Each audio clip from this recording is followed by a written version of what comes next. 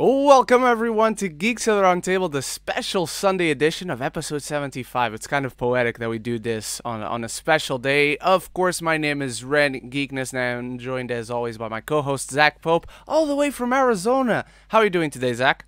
I'm fucking tired. I am really tired. I laid in bed and I was like, I don't want to get up. And I got up 3 minutes ago and threw a shirt on. Stayed up last night, beat the War for Wakanda add-on. You're in your tidy whities underneath the camera? No, I got some basketball shorts on, but that's disappointing. Okay, that's good enough. Yeah, but I'm happy we have our guest here. We do have our guest all the way from Australia. He's on Monday right now. He's all the way in the future, Patrick Burrow. Patrick, thank you for joining us, man. How are you doing today? Yeah, I'm not too bad, thank you. Thank you guys so much for inviting me on. It means a lot. I'm here to just, geek out, talk movie with both of you, and remind Ren Geekness that Dragon Ball Evolution is phenomenal. Well, if you keep doing that, I'll do an Australian accent for the rest of the show. You'll have to get used to it. I kind of want that to happen, though. Me too. I like my Australian accent. Patrick doesn't. So Boy. I'll trust Patrick with that judgment. I mean, who knows better than himself? Not to make a pun, but it's a little upside down. Oh, okay. Here we go. What are we gonna get? What are we gonna get here? Dragon Ball Evolution is amazing. It's a little upside down because he said it's amazing instead of awful. All right, mate. I'll read it in an Aussie accent. No, don't mind if I do. All right, everyone. You know how it works. The first half of the show, we get to some movie news, the biggest and the latest all throughout the week. And in the second half, we will answer your questions, whether you ask them through the live chat below. We'll get our best to get to them, and if they're appropriate for the show, of course. Or you can support the channel while you ask your great questions, because you always do ask great questions, through the tip link in the description or through Super Chat if you want to support the show. All right, gents. Before we get to the news, let's go to our favorite tradition every week, and Patrick has never done it, so I'm gonna leave it for last while he gathers his thoughts. But we're gonna start with the weekly rankings for this week. It was a short week for me, and last week I started, so Zach, why don't you take us through the fact that you watched Shang Chi, you son of a bitch? Oh yes, Shang Chi. So we're doing the weekly ranking right now, right? Weekly ranking. All right. Let me pull this up. So, I saw a lot of films this week. Holy shit. All right. So, at the bottom of this list, and every film I saw this week, I liked a lot, actually. All right. For the most part.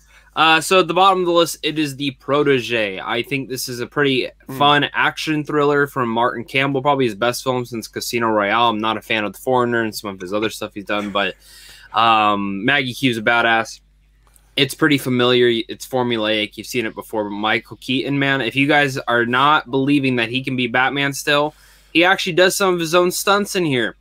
And he's still a fucking badass. He's still a badass. I watched this, and I literally walked out. I'm like, the rep asked me what my initial thought was. I said, Michael Keaton is still going to be Batman. And she had no idea what I was talking about. No idea. Okay. And she goes, "What do you mean by that?" I said, "He's gonna be Batman again." And she goes, "Really?" I was like, "Yeah." So, okay. So next on this is I don't know what to pick. I'm gonna do Marvel Studios What If. And I love the T'Challa episode. I love this episode. I think this was a great, and this should just show how great of the stuff I saw this week was. Like, I loved it. Marvel Studios What If was incredible. This was an amazing new episode with T'Challa as Star-Lord.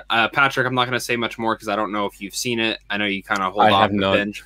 Yeah, so I'm gonna not say much more, but holy shit. I've seen a lot of memes saying this is the cooler Star-Lord, and not wrong. Yeah. Next, I have The Nighthouse, which I actually thought was one of the most surprising horror films that I've seen in a bit.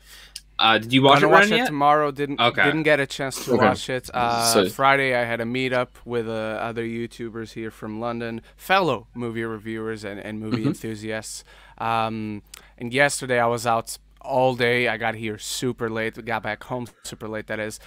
Today, I can't get out. I have a screener to watch, and so I'll watch it tomorrow. Fair enough. The Nighthouse is I was surprised by this. I had been pretty excited about this in Sundance. Right. I was a pussy. I didn't go to Sundance to see it because I didn't want to go back to my Airbnb at 3 a.m. So, and thank God I didn't, because I would not have. I do not like jump scares. I think they're stupid. This film, they're very effective. There's one that my girlfriend got up to go to the bathroom like maybe 5 minutes beforehand. And I'm watching it, and I nearly shit my pants. Is this the one midway? You've seen it, Patrick? Have you seen it, I saw it yesterday with Reminiscence. I want to say it's like one of it's kind of hard to describe without giving spoilers, but it's the loud one that like changes a lot. But I love this film. I was actually quite surprised by the story, how deep it actually gets with like depression and grief and loss. Like, holy shit. I was surprised by that. Next is Reminiscence. I love Reminiscence. I adore it. I do not understand that 36% now on Rotten Tomatoes. Guys, it's literally fucking Blade Runner. Like the same aesthetic and vibe to it, just in a different world and story. And the more I think about this movie, the more I really enjoy it. Like, it's just different. Like, you know, here's the thing. I can get someone not liking it or saying it's a little bit boring, but like, it's a very well done film. It's a very well done film. So I actually think in the future, people are gonna look back and be like, why did people hate on this? I don't know what people expected from this movie. I really do not. I read some of these reviews and I'm just like, what movie did you see? What movie did you see? And then my review for this other film will be up tomorrow, but Shang Chi is my #1 I saw this week. It's the first time besides Suicide Squad, when we're talking about just the MCU, it's the first time I watched an MCU film in a while where I walked down and I said, I want to go see that again. Like right now. Nice. I'm very it's been a while since we had MCU movies besides the one. Very true. Very true.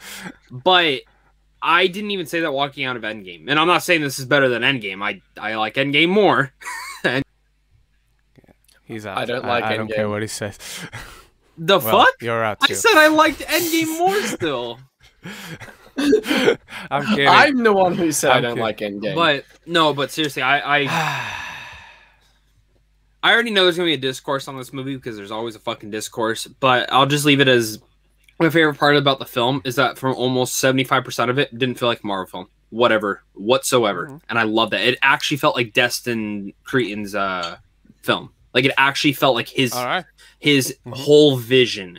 And I love that. I was so surprised to see another like thing like that because we don't see that a lot in the Marvel films. Most of the time it just feels all very much in the world. But I was sitting there and I was like, this doesn't feel like a Marvel film whatsoever. It feels like a fucking kung fu drama, and I'm all fucking for this. So I really like that's my #1 of the week. All right, we're gonna go let Patrick go last. So I said that I had a screener to watch. I don't have a screener to watch. I'm going to watch a movie, but it's not a screener. I watched a screener this past week that I can only tell you that I've seen it. I've seen Vacation Friends. I'm not going to rank it because embargo. Oh, I have that too. So just so you know, I've seen it, but I can't rank it, so I'll rank it next week. So my last place this week is Sweet Girl on Netflix. I was actually semi-excited for this one because I do just love Jason Momoa. He's just a cool guy. I think Isabella Merced is a very bright up-and-coming star. The performances and the core of this script are really strong. The direction is just as mundane as you can get, however. I think it's perfectly watchable. There's what word should I use? There's a reveal from second act to third act that it's a choice, and I still don't know how to feel about it, but it's a brave choice to pull that off in a film. I didn't see it coming. I thought it was shocking, so take for that what you will. But again, it's just very much all the beats you've seen before. I just think there was something special in that script that they dressed it up too much because it talks about important topics, goes after the healthcare system in the United States, and and it has some interesting things to say about it, but it just gets muddled and lost a little bit as the film progresses. And the way it just wraps everything up is like, oh, the most cliche thing possible. So that's my bottom of this week, even though it's perfectly watchable. If you haven't seen it, if you got 2 hours to kill and you have nothing to watch, that one's it's perfectly solid. Up next is the 19th episode of Shaman King 2021. Really solid, really fun. It does nothing spectacular, but it also does nothing really quote-unquote wrong either. It's just a really fun 20 minutes of television, building up the story, moving it forward, and having some cool action sequences. Over that, I'm going with another animation, The Witcher Nightmare of the Wolf, which comes out tomorrow on Netflix. Really solid watch, really fun. I do wish it was a little bit longer. Like, it's Netflix. How long is it? You have 1 hour, 23 minutes. And for what it is, really cool. I love going back in time. I love seeing Vesemir. Like, I said this in my review, I'm not a big fan of Theo James as an actor. Whenever he does voice performance, he's really fucking great. Which, one thing for all Witcher fans, they did announce that the Witcher 3 is getting a next gen add-on. They said that they're gonna put, or it's getting an update like for the next gen consoles, but they said they're adding some content from the Netflix Witcher. I'm like, oh, they're gonna let us play as Henry Cavill. They're gonna let us play as Henry Cavill. My pre-order's been pushed back for the PS5 to January next year, so that's shitty. Oh, no. I still can't get one. But at least you have one, though. Like, it's on pre-order. Yeah. You know what I mean? Like, and honestly, Patrick, I'm going to tell you right now, you don't need one this year. Every game's getting pushed back. No, I know. I know. The only game that I'm looking forward to playing on that this year that I was really hoping to have it for is the fucking Demon Slayer game coming out, the Hinokami Chronicles. Oh, but yeah, that's right. Like, I just my opinion. I don't think it'll have that. I don't think it'll have that major of an upgrade. To be honest with you, no. On the other, like, if it was like God of War Horizon coming out this year, then I would understand your frustration. But they're not. I would say Dying Light 2, but I haven't even played the first game. So yeah. All right. So over The Witcher Nightmare of the Wolf. Finally saw it. I'm gonna give you the Green Knight. At last, I watched it, and I can totally see why the people who don't like it. To me, fucking fantastic movie. I love how David Lowery updated this ages-old tale of Arthurian legend, and does so many interesting things with it, which, by the way, visually astounding movie. My number 2 is going to be Reminiscence. Like Zach, I loved it, and I really liked it when I saw it. The more and more I think about it up until doing my review, I began to love it. It's one of those films that gets better in memory, even, funny enough, because it discusses memory. And I knew Zach was going to love it, so I'm glad I was right on that one. My number 1 is the episode of Marvel's What If. I fucking adore this episode. I love everything it does with the scenario. I love what it does with the characters that puts in this scenario, and I just want an entire show of just this timeline. That's how much I love this episode, because I like the Captain Carter one. I like what's coming up this week that I can't talk about yet, but this episode is just does everything right with the core concept of the show. So Marvel's What If episode 2, T'Challa Star-Lord, is my number 1. All right, Patrick, what is your weekly ranking? All right, so down at the very, very it's bottom... Paw Patrol number 1. We already know it. I'm actually seeing that tomorrow. I almost watched it last night on Paramount Plus. I sat there and I'm like, it's getting pretty good reviews. I should probably try it. If it gets nominated for Best Animated Feature, I will. But if it doesn't, I'm not going to. All right. I'm calling it right now too, Zach. Sorry, I was just going to say the only reason I'm seeing is because I have a 6- and 5-year-old sister who want to see it. So I'm like, fuck it, I'll take them. It doesn't come out till next month here, but they've got a screening tomorrow, so I'll take them. Might as well. Yeah. I've heard it's good, though. I've heard it's good. I mean, I've actually heard that it's not... Yeah. It's a good family film, so... That's what I'm looking for. So. All right. So at the bottom, I have a little movie that I'm really not going to be able to say much about for a particular reason. It's called The Cave. It is a Thai movie based on the soccer team of those Thailand boys stuck in the tunnels a few years ago where they had to get all the fire rescue. Yeah. Zach knows why I won't be able to say much about this film. Just a little hinty hint. I, for a couple months, worked on set of Ron Howard's 13 Lives as security and traffic control. Okay. Not allowed to say much, but I've basically been on set during shoots and everything and all that the last couple months. So he's actually the main actor in all those. He's actually the main actor in both films. Yes, I starred alongside Viggo Mortensen. Colin Farrell, yeah. And Colin Farrell.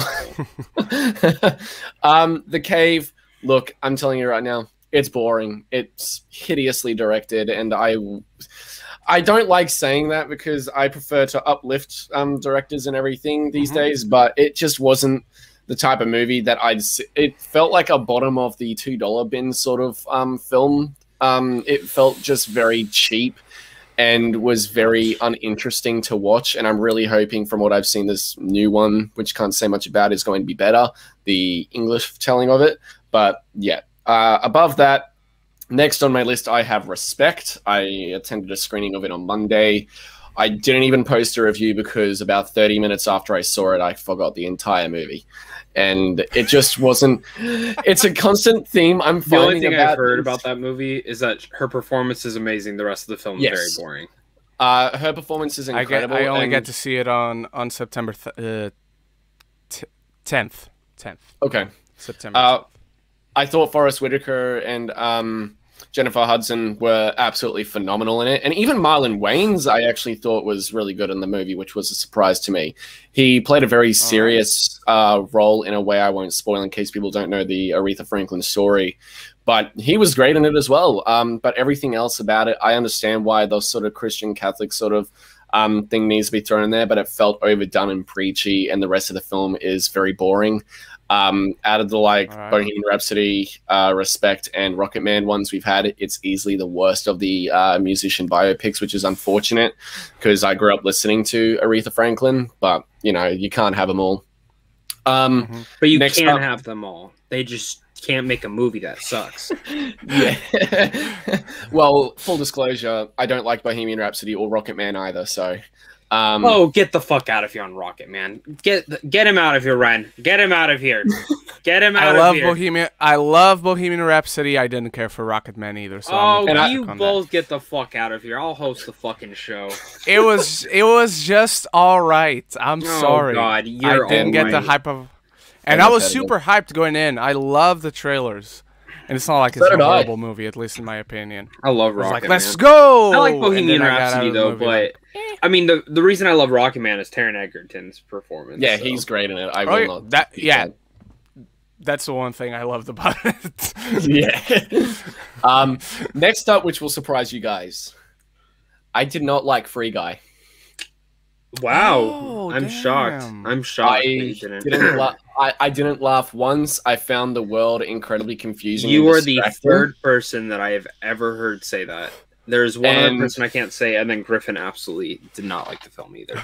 I walked out hating it. Like, I gave it a 1.5 on Jesus fucking Letterboxd. I also found, like, I thought the action was really cool, but the distracting part was I looked at it and I'm looking at like games like The Evil Within, this clusterfuck of VFX and just being too like clustered and visually messy. It was hard to focus on what was actually going on because I'm looking at all these different things and it was very distracting. And Nina mentioned everything. I understand it's a video game world, but it felt so clean.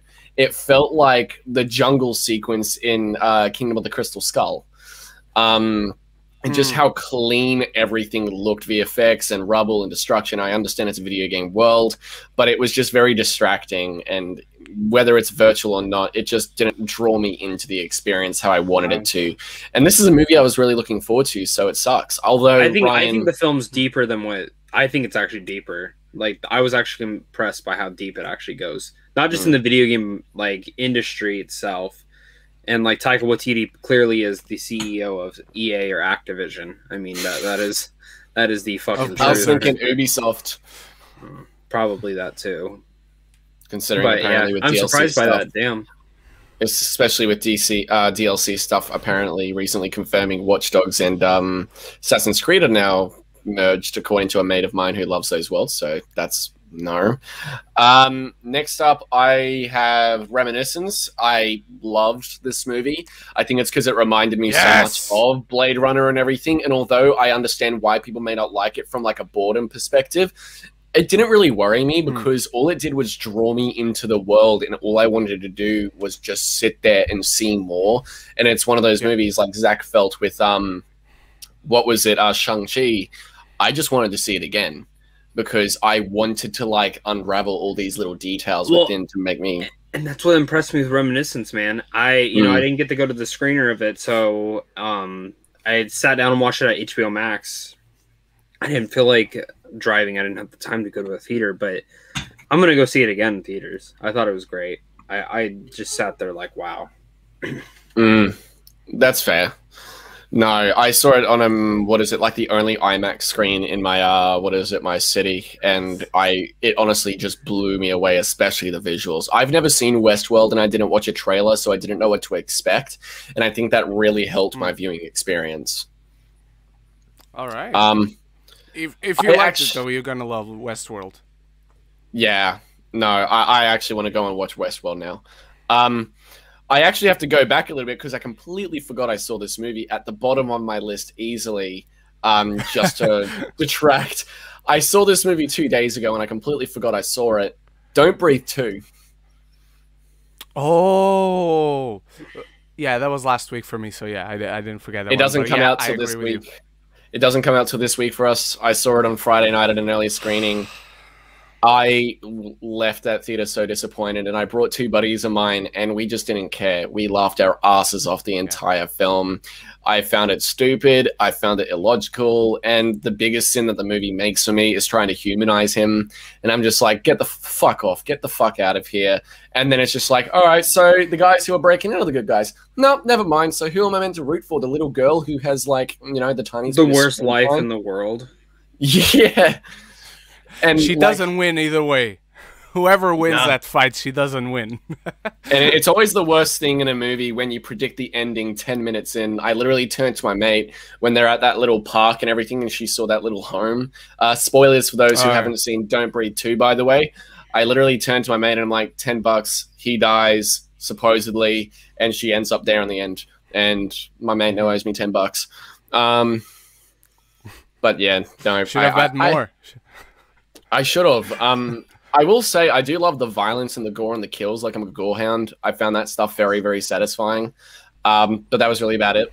I thought the little girl was great. I thought Stephen Lang was really good still. The acting from the other people's point of views, horrendous. I'm sorry. Horrendous. The lady in the wheelchair, I just sat there watching it, and she was like, I was just like, what is this, fucking Coraline? No, I looked at that, and I'm like, oh, so it's Bella from Twilight Breaking Dawn Part 1. Huh. My favorite part was the doctor going, fuck this. God. And then and then he dies off screen. Like, come on. And then what is it, the clear Die Hard ripoff of, I'm gonna call him Gunther, how the guy dies and he's like, you killed my brother, and I'm like, fuck off. Oh yeah. You know what I was reading though about why they couldn't show the doctor? They got the NC-17 from that kill. Oh, okay. And they had to cut it. I don't care. I don't care. Don't cut it. No, I do. I wanted to see that. You know, I'm going to buy the Blu-ray for the extended version now just so I can see that. I want to see what else they cut. I'm going to let Patrick tell me how that kill is, because I'm not going to buy the Blu-ray. Next up after Reminiscence, though, I am going to put The Nighthouse. The Nighthouse How many fucking movies did you see this week? Goddamn, man! A lot.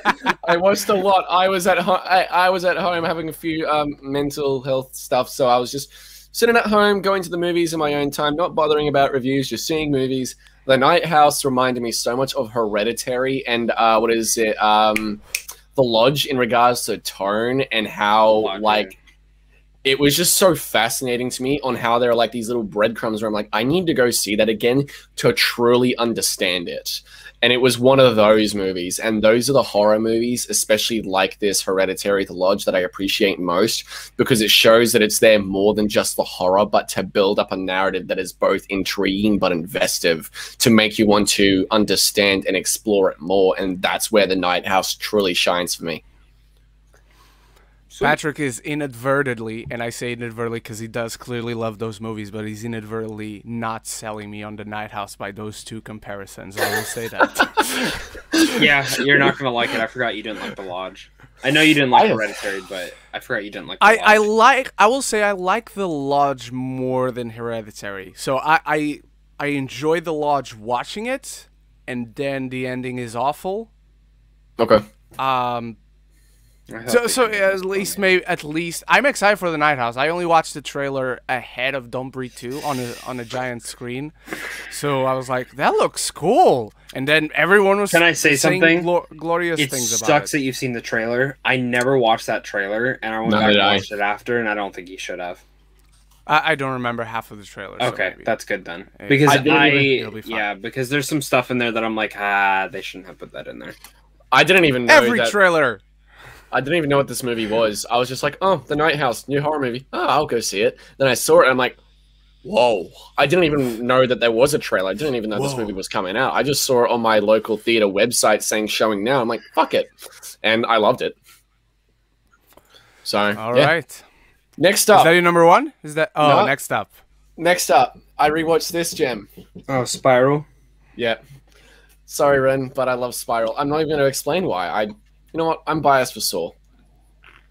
I'm biased for Saw too, and I didn't like it. Yo, fuck you, Ren. Fuck you, Patrick. Next up, Dragon Ball Evolution. Just kidding. Fuck off. After that, I'm going to say, because I haven't watched the full season yet, but I started watching My Hero Academia, and the first 4 episodes, fucking perfection. Absolutely it counts. In love. Definitely counts. Absolutely in love. Everything that it's provided me so far, especially like the whole All Might sort of situation with Deku, is so amazing, and how it's like uplifting for him, knowing that Patrick, he doesn't. You're nowhere yet. You are nowhere. Oh, I know, but like I'm hooked. Dude, there's a point you'll hit where you'll just finish the show. I mean, dude, I sat there and I would text Ren and I'd be like, oh my fucking god. What is this? The most satisfying type of validation, because I knew Zach was gonna love it, and then every time he did like love an episode, he'd text me like, "Holy shit, holy fuck!" Well, after My Hero is onto 7 Deadly Sins, because I'm branching out to other animes, so I need to go back to that one because I really do love 7 Deadly Sins. My number one for the week, I'm just combining them both. Season 1 and the movie for Demon Slayer, what is it? Kimetsu no Yaiba. Mugen Train. Kimetsu no Yaiba, I watched the, Season 1 again with the movie right afterwards. I like binged them in a matter of like the day. And honestly, it's the perfect like continuation narrative. I don't understand why people are complaining about how it's a bad fucking anime film because you have to watch Season 1. I'm like, never. You know what though? Disagree with that. I took my girlfriend, doesn't know anything of the first season, knows nothing of that show, and she loved the movie. I remember you saying that in your review. Yeah, so I actually think that's one of the best anime films compared to coming from a show. In fact, the only other one that I can think of in recent memory that's really good is Dragon Ball Super Broly. Yeah. Oh, My Hero is really good too. But Broly's really good too because it has backstory to the characters and everything in there, which makes Broly a good movie. So, yeah. Also, fusion technique. Ha! So Patrick, I will have to let you know when to watch the movies as you watch the show. Even though they're not canon, they fit in, they get references. So even though the events of the film don't affect the show, it's cool to just insert. The first movie's cool. The second movie, you'll probably want to react to. Yeah. The last 30 minutes, you will be pooping your pants of excitement. Like it's really cool. Okay, that gets me hyped. All right, before we move on to the news, let's see Nate Ankenbauer's weekly ranking. Number 5, Blair Witch. Number 4, Blair Witch 2. Number 4, Blair Witch Remake. Number 3, Friday the 13th Part 3. Number 2, Bad Boys 2. And number 1, Bad Boys for Life. I definitely agree with that list, I think. I haven't seen Friday the 13th Part. I hate all the Blair Witches. I don't care for any of them. But yeah, I definitely agree with Remake's great. I guess Blair Witch 2 is great to get drunk on though. It's great to drink while watching. I asked the director and maybe about get that stoned. movie. when we were interviewing him, and he completely ignored me. Ooh. Oh shit! He literally says, "I hate that." Wasn't it Adam Wingard? No, the Blair Witch 2? Oh, okay. No, it's the guy who did. I was thinking about the remake, the Ted Bundy film. Oh, that's him. Yeah, he hates that movie. He despises his own film. It's like David Lynch with Alien 3. Yeah. And Jack Alexander, number 5, Coda. If you have Coda at your number 5, that must have been a good week. Number 4, What If Episode 2. Number 3, The Suicide Squad. Number 2, Annette. So Jack really loved Annette. And number 1, Magnolia. Magnolia is fantastic. All right. Zach, do you want to kick us off with the topics? Because I know how Patrick would feel about that first topic. Of course. So Ryan Reynolds tweeted out, guys, last week, like the ending, like what, Sunday, right? To start the week. Yeah. A week from, well, yeah, a week ago, and says Disney already wants Free Guy 2. They're impressed with the box office, which, you know, I'll just say this. I'm fucking happy the movie's making money. I'm happy the movie's making money. It's holding over. It had a less than a 50% drop, which is the first time of this entire year for movies. So that's exciting in that own right. It's a fun film. You know, Patrick didn't like it. I know Griffin doesn't like it either. Over on Film I'm happy it's earning money. Yeah, I am there. But I will say it is kind of funny because the whole point of the story and is like sequels and stuff like that and things like, and they're already announcing a sequel. But I was listening to a bunch of interviews with Sean Levy. This has one of the highest test score audiences in a long time. Like for any Disney, yes. I think even Ryan said in an interview that it was even higher than the first Deadpool, which Deadpool I know for a while had the record of the highest test screening score. So it's pretty impressive. And I can see why. Free Guy is a really fun film. And, you know, I think it does get deeper into certain things, but the fact that Disney wants Free Guy 2, I don't know what you do next, to be honest. If I'm being flat honest, I don't know what story you can do next. Like, is there now a virus in there? Is Taika Waititi uploaded himself to the server? Hack into a government computer from his high facility prison, and he's going to make a game without them knowing, and is going to converge it with the game that they've created for there to now be a glitch like Wreck-It Ralph 2, and it will be shit for that reason. I don't know. I don't know. I don't know what you do. That's all I'll say. Jodie Comer, though. Yeah. Jodie Comer. She's coming for that Oscar this year for The Last Duel. I'll just say that. Yeah. But yeah. Are we even getting The Last Duel? But yeah, Ren, let's start with you. What do you think? I'm happy, man, because the film's about it's always sequels and always remakes. I'm glad. I think it's kind of beautiful that an original movie is getting a sequel, is getting success, and maybe for the people like Patrick and like Rio's positive POV, who I hung out with Friday. I met him on Friday. Really cool dude. They didn't care for the film, and maybe that second one will step it up and fix those issues that Patrick and Rios and other people, I'm sure, that didn't care for the film, have with it.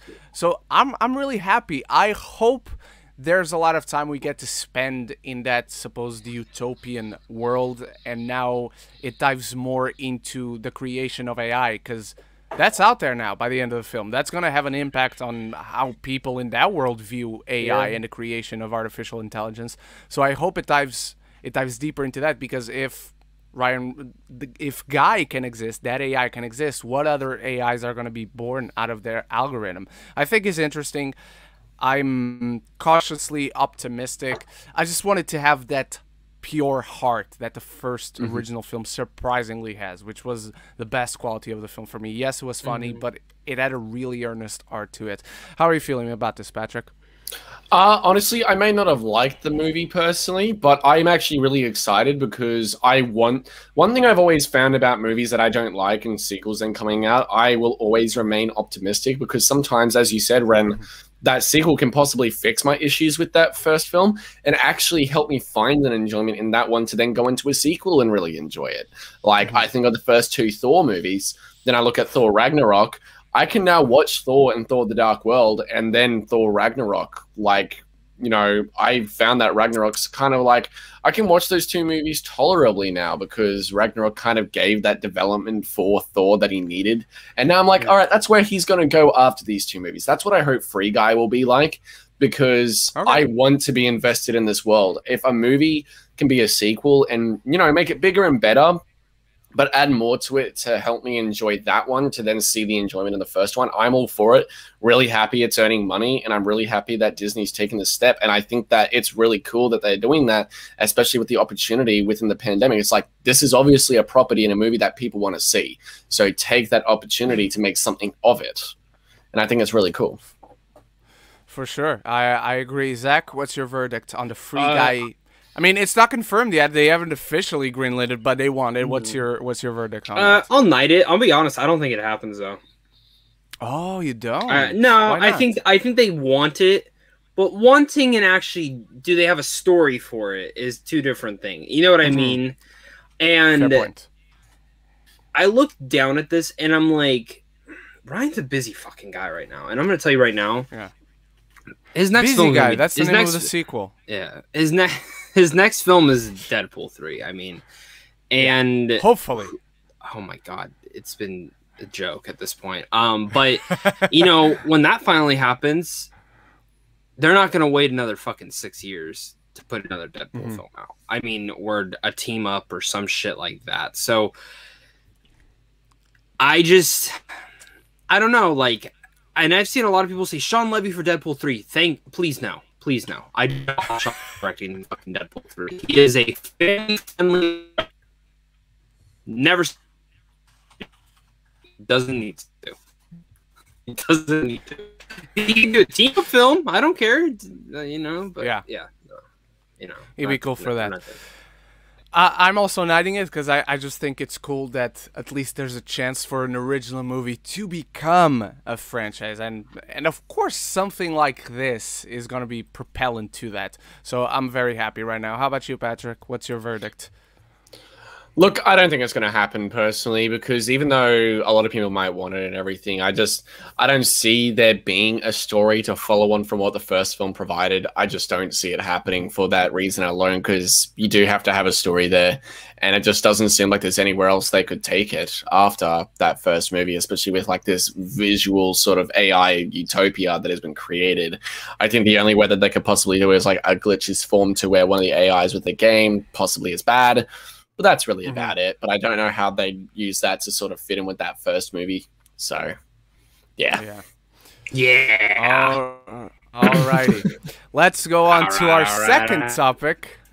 We already discussed a little bit of anime, how Patrick is branching out into the wonderful world of anime, and he'll watch Dragon Ball. I'll make sure of it, the real Dragon Ball. We got another anime coming. Star Wars Visions dropped its first trailer this week. 7 different anime studios, including Studio Trigger, one of my favorite studios working in anime these days. And it looks absolutely sensational. The music was amazing, and Samuel Kim... What animes Kim, has Studio Trigger done? So you kind of just like... Gurren Lagann, Kill la Kill. They did also Promare, which I watched very late, but it's fucking awesome. Promare is a ton of fun. They got other studios. One of them worked in World Trigger, which is not the same as nothing. I didn't say anything about Trigger, so there's nothing with that word in common. World Trigger is a really cool anime too. I think Studio Bones is also working in it. There's an episode that is going to be directed by Shinichiro Watanabe, who did Cowboy Bebop. Yeah. So that's have you guys heard? Is this true that they're dropping every episode on the same day? I've got it here. Yes, they are dropping all the episodes on September 22nd. Fucking hate that. But and apparently they're all going to be roughly 25 minutes each. That's fine.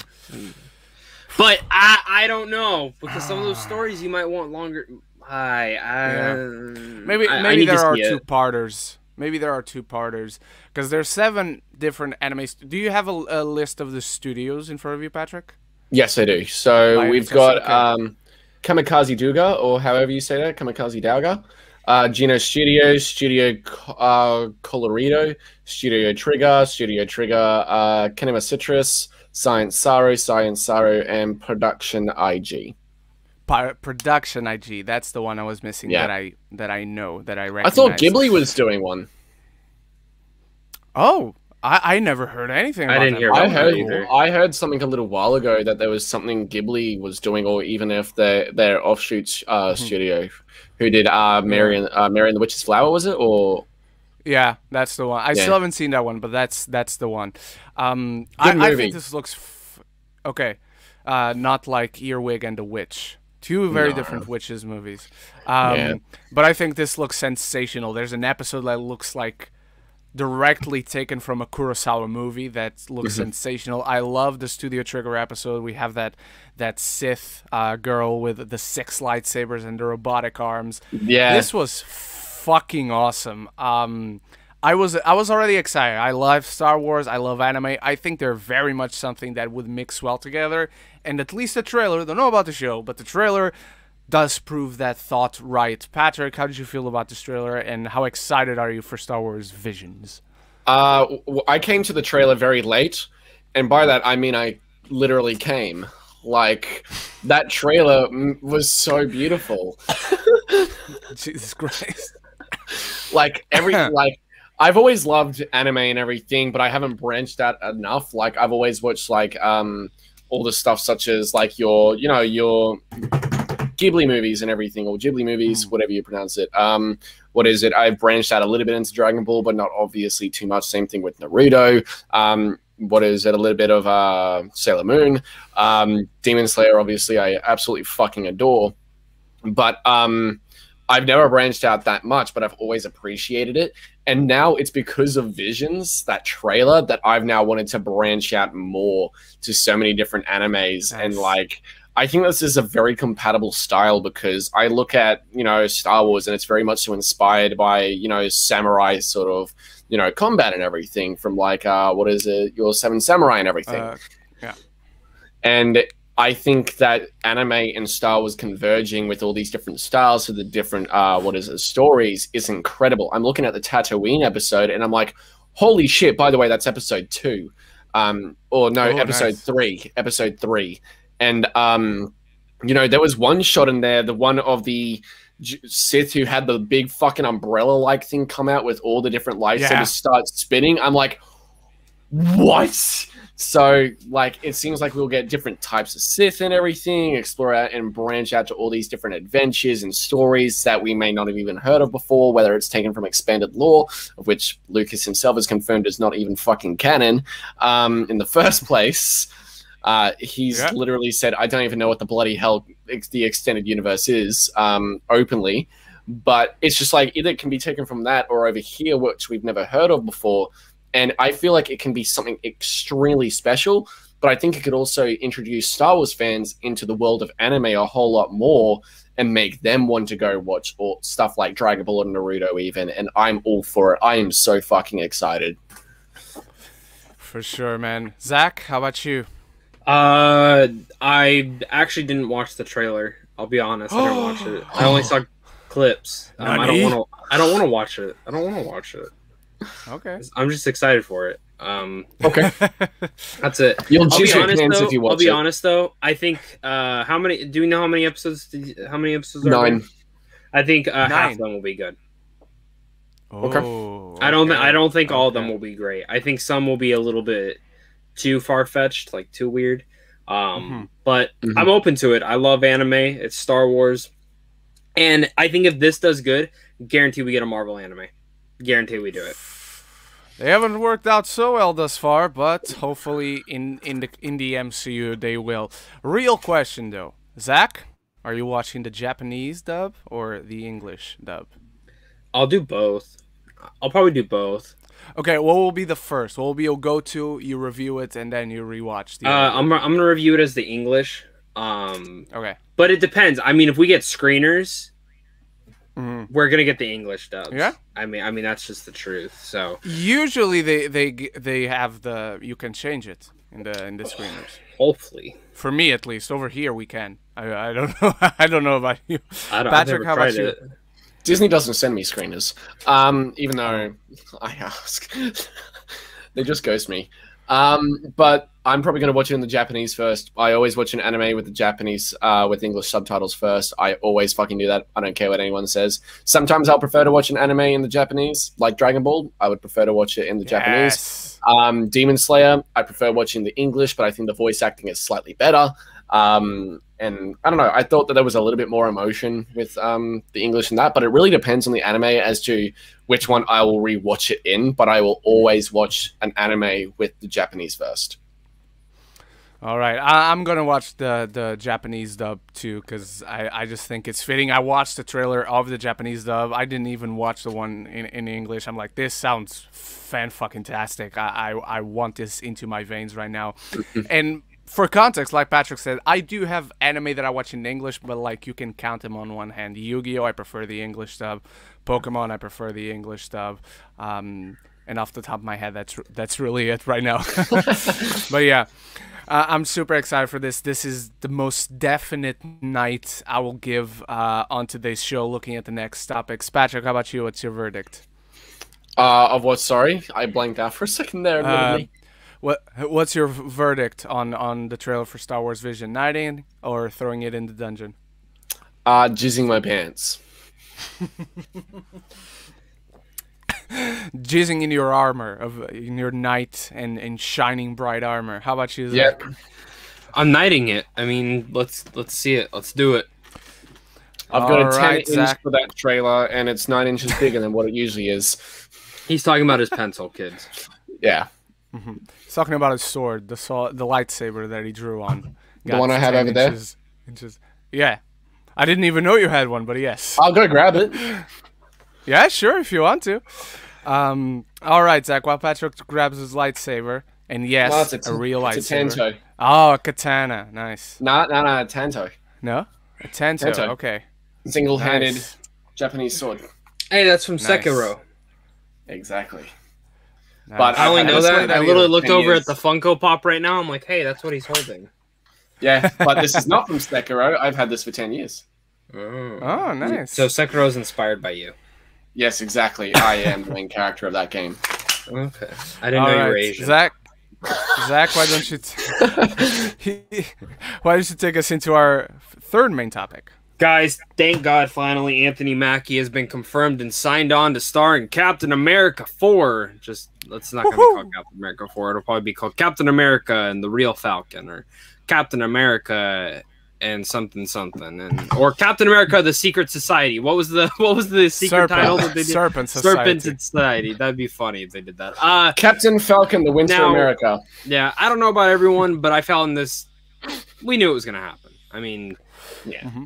It was funny because I remember when it was announced, and Anthony Mackie's like, I have no idea what you're talking about. Like, someone asked him about it. He goes, I'm being serious. Yeah. They haven't talked to me, which he wasn't like. He really wasn't. But this stuff happens in Marvel all the time. It got leaked out beforehand, before they could really say anything. And, you know, I'm sure from when Mackie had said that, I'm sure like the next day, Kevin was like already talking to him, figuring out what they're going to do. And this is interesting because remember, Kevin Feige said they're not doing these long deals anymore for movies and stuff. So I wonder, you know, is this like a new contract they had to sign for him? Like, where are we going forward, you know? I'm sure in there it was maybe Disney Plus could happen, just so you know. Don't worry. We don't want to be sued again. But you damn right know this movie is not going on Disney Plus. I mean, you look, and I'm not just saying it's because it's a Captain America film. They are not. I will be absolutely shocked. But it is. But it is because it's a Captain America film. You don't put that on Disney Plus. Yes. I will straight up laugh my ass off if Spider-Man No Way Home goes on Disney Plus. Oh no. I'm gonna laugh my ass off. Nah, that film will get pushed. That film will get pushed if they know they can't make their money. Sure. That movie's. I mean, seriously, if any movie has potential to make $1 billion this year, it's No Way Home. Just because of the hype and everything, and more toy leaks yesterday. It has the best chance. Yeah, I mean, depends on the. I mean, if Fast and Furious 9, or was it 9? If Fast and Furious 9 can make almost unfortunately $800 million, No Way Home. can do the same amount. Yeah. I mean, and that was with less theaters open that F9 did that. So like, I want you guys to know my friend watched it. Biggest Fast and Furious fan in the world. He finally saw it. He texted me and he goes, "That was the worst thing I've ever watched in my life." And I was like, "What do you mean?" He goes, "They took a fucking spoiler alert if you haven't seen Fast 9 at this point. They took a Pontiac to space, guys." And my friend was so pissed. I was like, "They're time traveling in the next one." I actually they're gonna find Atlantis at the bottom of the sea with I'm being serious. I think they're gonna pull it back. I think they saw the response and they're gonna pull it back. But Chris Morgan better come back to write the damn film. I never knew that he was the secret formula for the movies, but apparently he is. Maybe he could have made some stuff. He's gonna turn up and he's gonna take them to the future. Yeah, but no, I'd put money down that they're pulling it back a bit. Not fully, but I think back to like Fast 5 type stunts and shit. But anyways, before we get off topic, Patrick, what do you think? Anthony Mackie's officially starring in Captain America 4. Will the Winter Soldier pop up? Will Sharon Carter pop up? Will someone pop up? I don't know. I don't think Sharon Carter will pop up because otherwise that would just completely send the internet fucking way over, a hill in regards to what you're giving this guy, blah, blah, blah. Now you got to have another one. Like, honestly, I just want a good movie. I want to be entertained, and I want Anthony Mackie to finally have his fucking spotlight in the MCU. I am so happy about it. Like, I may not have liked Falcon the Winter Soldier, but I loved him in it. And that moment when he got the shield and everything, got his own suit, honestly, I was jumping for fucking joy. I might not have liked the show. There was not a single episode in that show that I liked, in all honesty, full disclosure. But I loved him in it. I love Sebastian Stan in it. And oh wait, you said Sharon Carter before. I was thinking Peggy. No, oops. No, yeah, Sharon. I don't think she shows up in it. I'll even say this. I don't even think Sebastian Stan's in it. I'd like to see Sebastian Stan, but I don't think he's going to. I think it's just going to be Anthony Mackie solely having his own spotlight. He'll have a sidekick. Yeah. No, here it is. It's going to be the kid, the Patriot. Yeah. Is that what his name is, yeah. Ren? Is that what his name is Patriots. In the comics? Yeah. Isaiah Bradley. Yeah. It's going to be Isaiah Bradley. So yeah, no, I like that actually. I'd really like that because I think the Isaiah Bradley stuff was the most interesting part. I think he leads the Avengers going forward, to be honest. And I think maybe that's what this film will be about, is him leading. Oh fuck! Shut the fuck up. I think it would have been Black Panther personally, before everything had happened. But oh, you said lead the Avengers. Yeah. Okay, I still disagree, but I thought you said leaves the Avengers. That's why I was like, no fucking way. No, I think he leads them. Who do you think would lead him? I mean, we'll talk about it when we get to the main topic. Captain Marvel. Nah. It's Doctor Strange or Captain Marvel, but I think Doctor Strange. Maybe. I see a lot of people saying Spider-Man, and I'm like, huh? Nah, he's too young. The kid? No.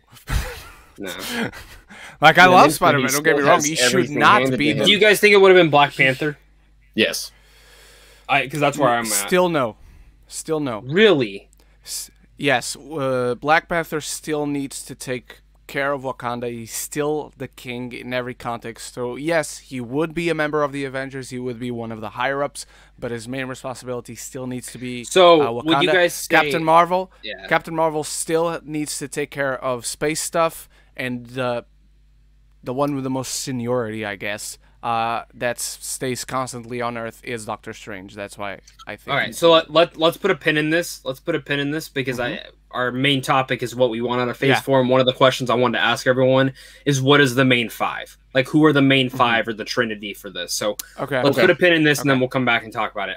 So let's just night it. I'm nighting this. I think it's great. Thank God for Anthony Mackie coming in. Yeah. I didn't have my say, so I'll just say this. Oh, yeah. Two thoughts as soon as I saw... No worries. 2 thoughts as soon as I saw the news. First thought, well, duh.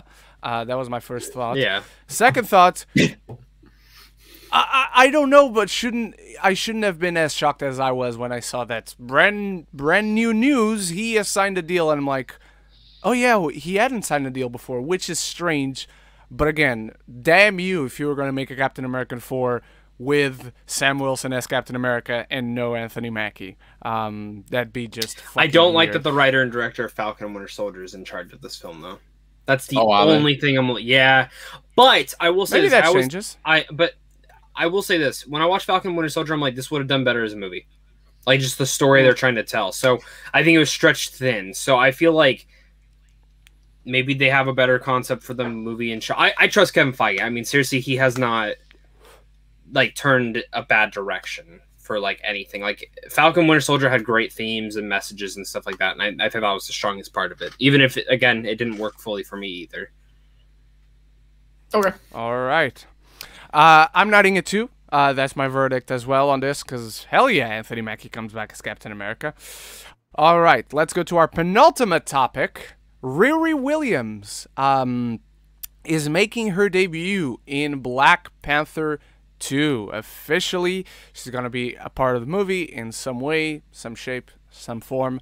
I don't know. I have never been a fan of Riri Williams. I've never been a fan of Ironheart. I'll watch the show, of course. I'll give her the chance because maybe she's a good character in the movies, unlike the comics.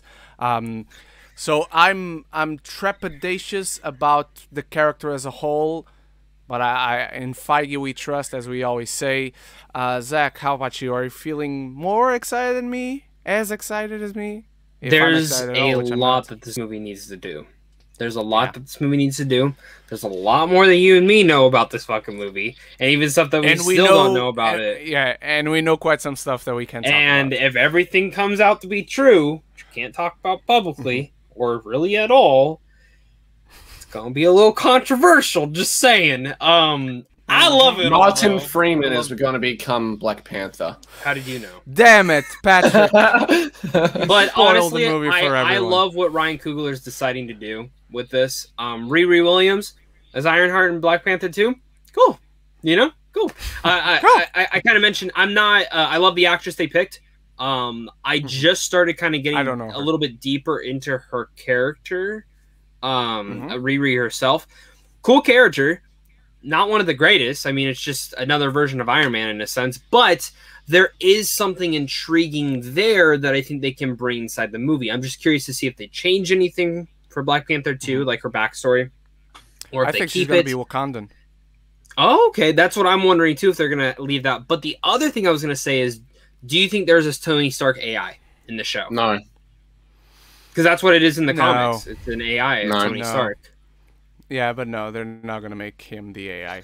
I mean, it'd be cool, I guess, but they're not going to spend the millions that they have to spend on Robert Downey Jr. for just the voice. Does she get Is she Ironheart? Is she Ironheart in Black Panther 2, or is she's going to become? She's going to be Riri Williams and then become Ironheart by the end of the film, leading into her show. I think she gets the suit in Armor Wars. Yeah, I think she starts building the suit. We get like a build to that, but it's like as soon as Black Panther 2 finishes, it's not finished, and she has to still work on that. I think that's the end credit scene, is her building it. I think the end credit scene is us actually seeing her build it. Yeah. But I don't think she'll be a big character in this, to be honest. Like I said, Black Panther 2 has a lot to do. Like, if you've just seen some of the set photo shit, I mean, you can start piecing stuff together one by one. There's set photos? Yeah, there's a lot out there. I've missed them all. But there's pretty big elements. I've seen one. Oh, there's a lot. But I know more stuff than I've seen. Yeah, so but I'm optimistic with this, but really much next year. And I hate doing this when I do my most anticipated films. I always try to restrict myself to less comic book films. But fuck, next year is huge for comic book movies. Yeah. I don't. If I'm excited for them, they'll be in my top 10. I've already said that like Phase 4, I think, has kicked off in such a great way. But that's not including next year, which is having Doctor Strange, Thor, fucking Black Panther 2, the Marvels, Miss Marvel, Moon Knight, She-Hulk, Secret Invasion, and then that doesn't even go into like the Star Wars stuff that they're gonna give us, and then like fucking DC Universe, fucking Black Adam, The Flash, which there's a lot about The Flash, Aquaman. I'm more excited for The Flash than any of those other movies you listed. I'm not gonna lie. You are. Well, Patrick, let me sit you down and tell you everything about the movie, and you will literally change your mind. I have 100% faith in Andy Muschietti. I have 0% faith in everything else. Let me tell you this. Everything I've heard is that they are very happy with his directing, and that the script is very I've heard it's strange. I've heard it's but you know what? Yeah, I'm just excited to see Supergirl. I'm excited to see Keaton back as Batman because I still stand by my statement to this day that Keaton is the best Batman. Fight me. Insane. But no need for fighting. I just disagree. Patrick, what do you think about Ironheart? Honestly, my exact reaction when I saw it, because I'm slightly versed on Ironheart, not too much, but I kind of just went, well, no shit, because isn't it in issue 9 that it's revealed that her and Shuri are good friends? I don't remember if it's in issue 9, 11, 12, 15, but yes, I do remember that is established. And it just makes me realize as well, if that's the case, she's going to probably be a background character, as you said, building the suit and everything. She's going to then have it for Armor Wars and then her show or movie, depending on what they want to do. And they're going to be close friends. She's probably going to be a Wakandan, and Shuri is going to be the new Black Panther. All right. Yeah. All right. That's what I'm thinking That's all we now. can say, unfortunately. Yeah, I know. I'll get you guys a text me a little later. We literally can't say anything. For sure. All right. I'm sending this one out. I'm not sending it to the dungeon. I don't think it's that bad. But I'm just not excited for it. I'm just completely indifferent because this character has to totally win me over. Zach, how about you? What's your verdict? I'm gonna knight it. I mean, it's what Marvel does best. To be honest, I'm surprised Kevin Feige even said anything. They probably could have gotten away with not saying anything, then she shows up. You know what I mean? But that's true. That actually makes me to think more now. She's probably a bigger character than I'm expecting. Because why would he say anything? You know what I mean? He could have just left it up to be a rumor. Or it could have been a Madam Hydra situation again, where he's like, "Oh, if you see Black Panther, you'll understand," and then you watch, Black Widow, and you still don't know who the fuck she is. Yeah, but she might show up sooner. Well, yeah, that's very true. Maybe even Spider-Man. Yeah, maybe. I'm thinking maybe Spider-Man. Maybe, but Spider-Man has a lot to do too. Yeah, sure. Maybe even. What about Multiverse, where she's already got the Ironheart suit and Oh, maybe. That's a good show. That's actually a good theory. A really good maybe. Show. That's actually maybe. Like whatever, if he goes to another dimension, maybe that it's like Captain Carter, fucking Ironheart, this, that, and then Tom Cruise is the AI. He was the Iron Man for that world. I'm counting it, dude. I really do think they're gonna get Tom Cruise to be Iron, just like a little fucking cameo. I think they're gonna blink and you miss it. What is it? Brad Pitt in Deadpool 2. Yeah, I'd love it. Oh yeah, I'd love it. But I guess Ren, let's get to the main topic. Yes, let's get to the main topic. But I forgot to ask Patrick his verdict on the Riri Williams topic. I am not knighting it, nor am I dismissing it. I'm more just sending it away. I'm sort of intrigued because I'm like, all right, he said something. Why would he say anything if it's not a bigger role or if they're introducing it soon? And if No Way Home is a multiverse movie where we are getting Toby and all that sort of crap, which honestly, I think that's the only reason why I'm going to give a shit about No Way Home is if they're in it. In, full honesty, I haven't liked the last 2 Spider-Man movies, not for that reason whatsoever. I kind of just want to geek out. Kick him out. No. Kick him out. Kick him out. Kick him out. Kick him out. Kick him out. Everyone in the chat starts cheering I shan't kick him out.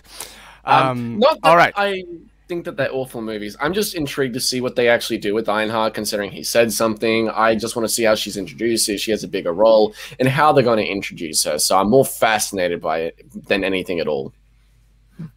All right. Let's go into our main topic today, everyone, which is what we want to see in the MCU Phase 4. Zach told us to put a pin on it, so I'm going to let us start. Then we're going to go to Patrick. And then I'm going to go last because I'm going to ask you guys to guess what I'm going to say because it's going to be pretty obvious. Don't guess yet. Only when my turn comes. Zach, why don't you kick us off? So let's pull that pin out real fast. We'll kind of go around. But I wanted to open up the discussion for this is who will be the main 5 or the Trinity for this.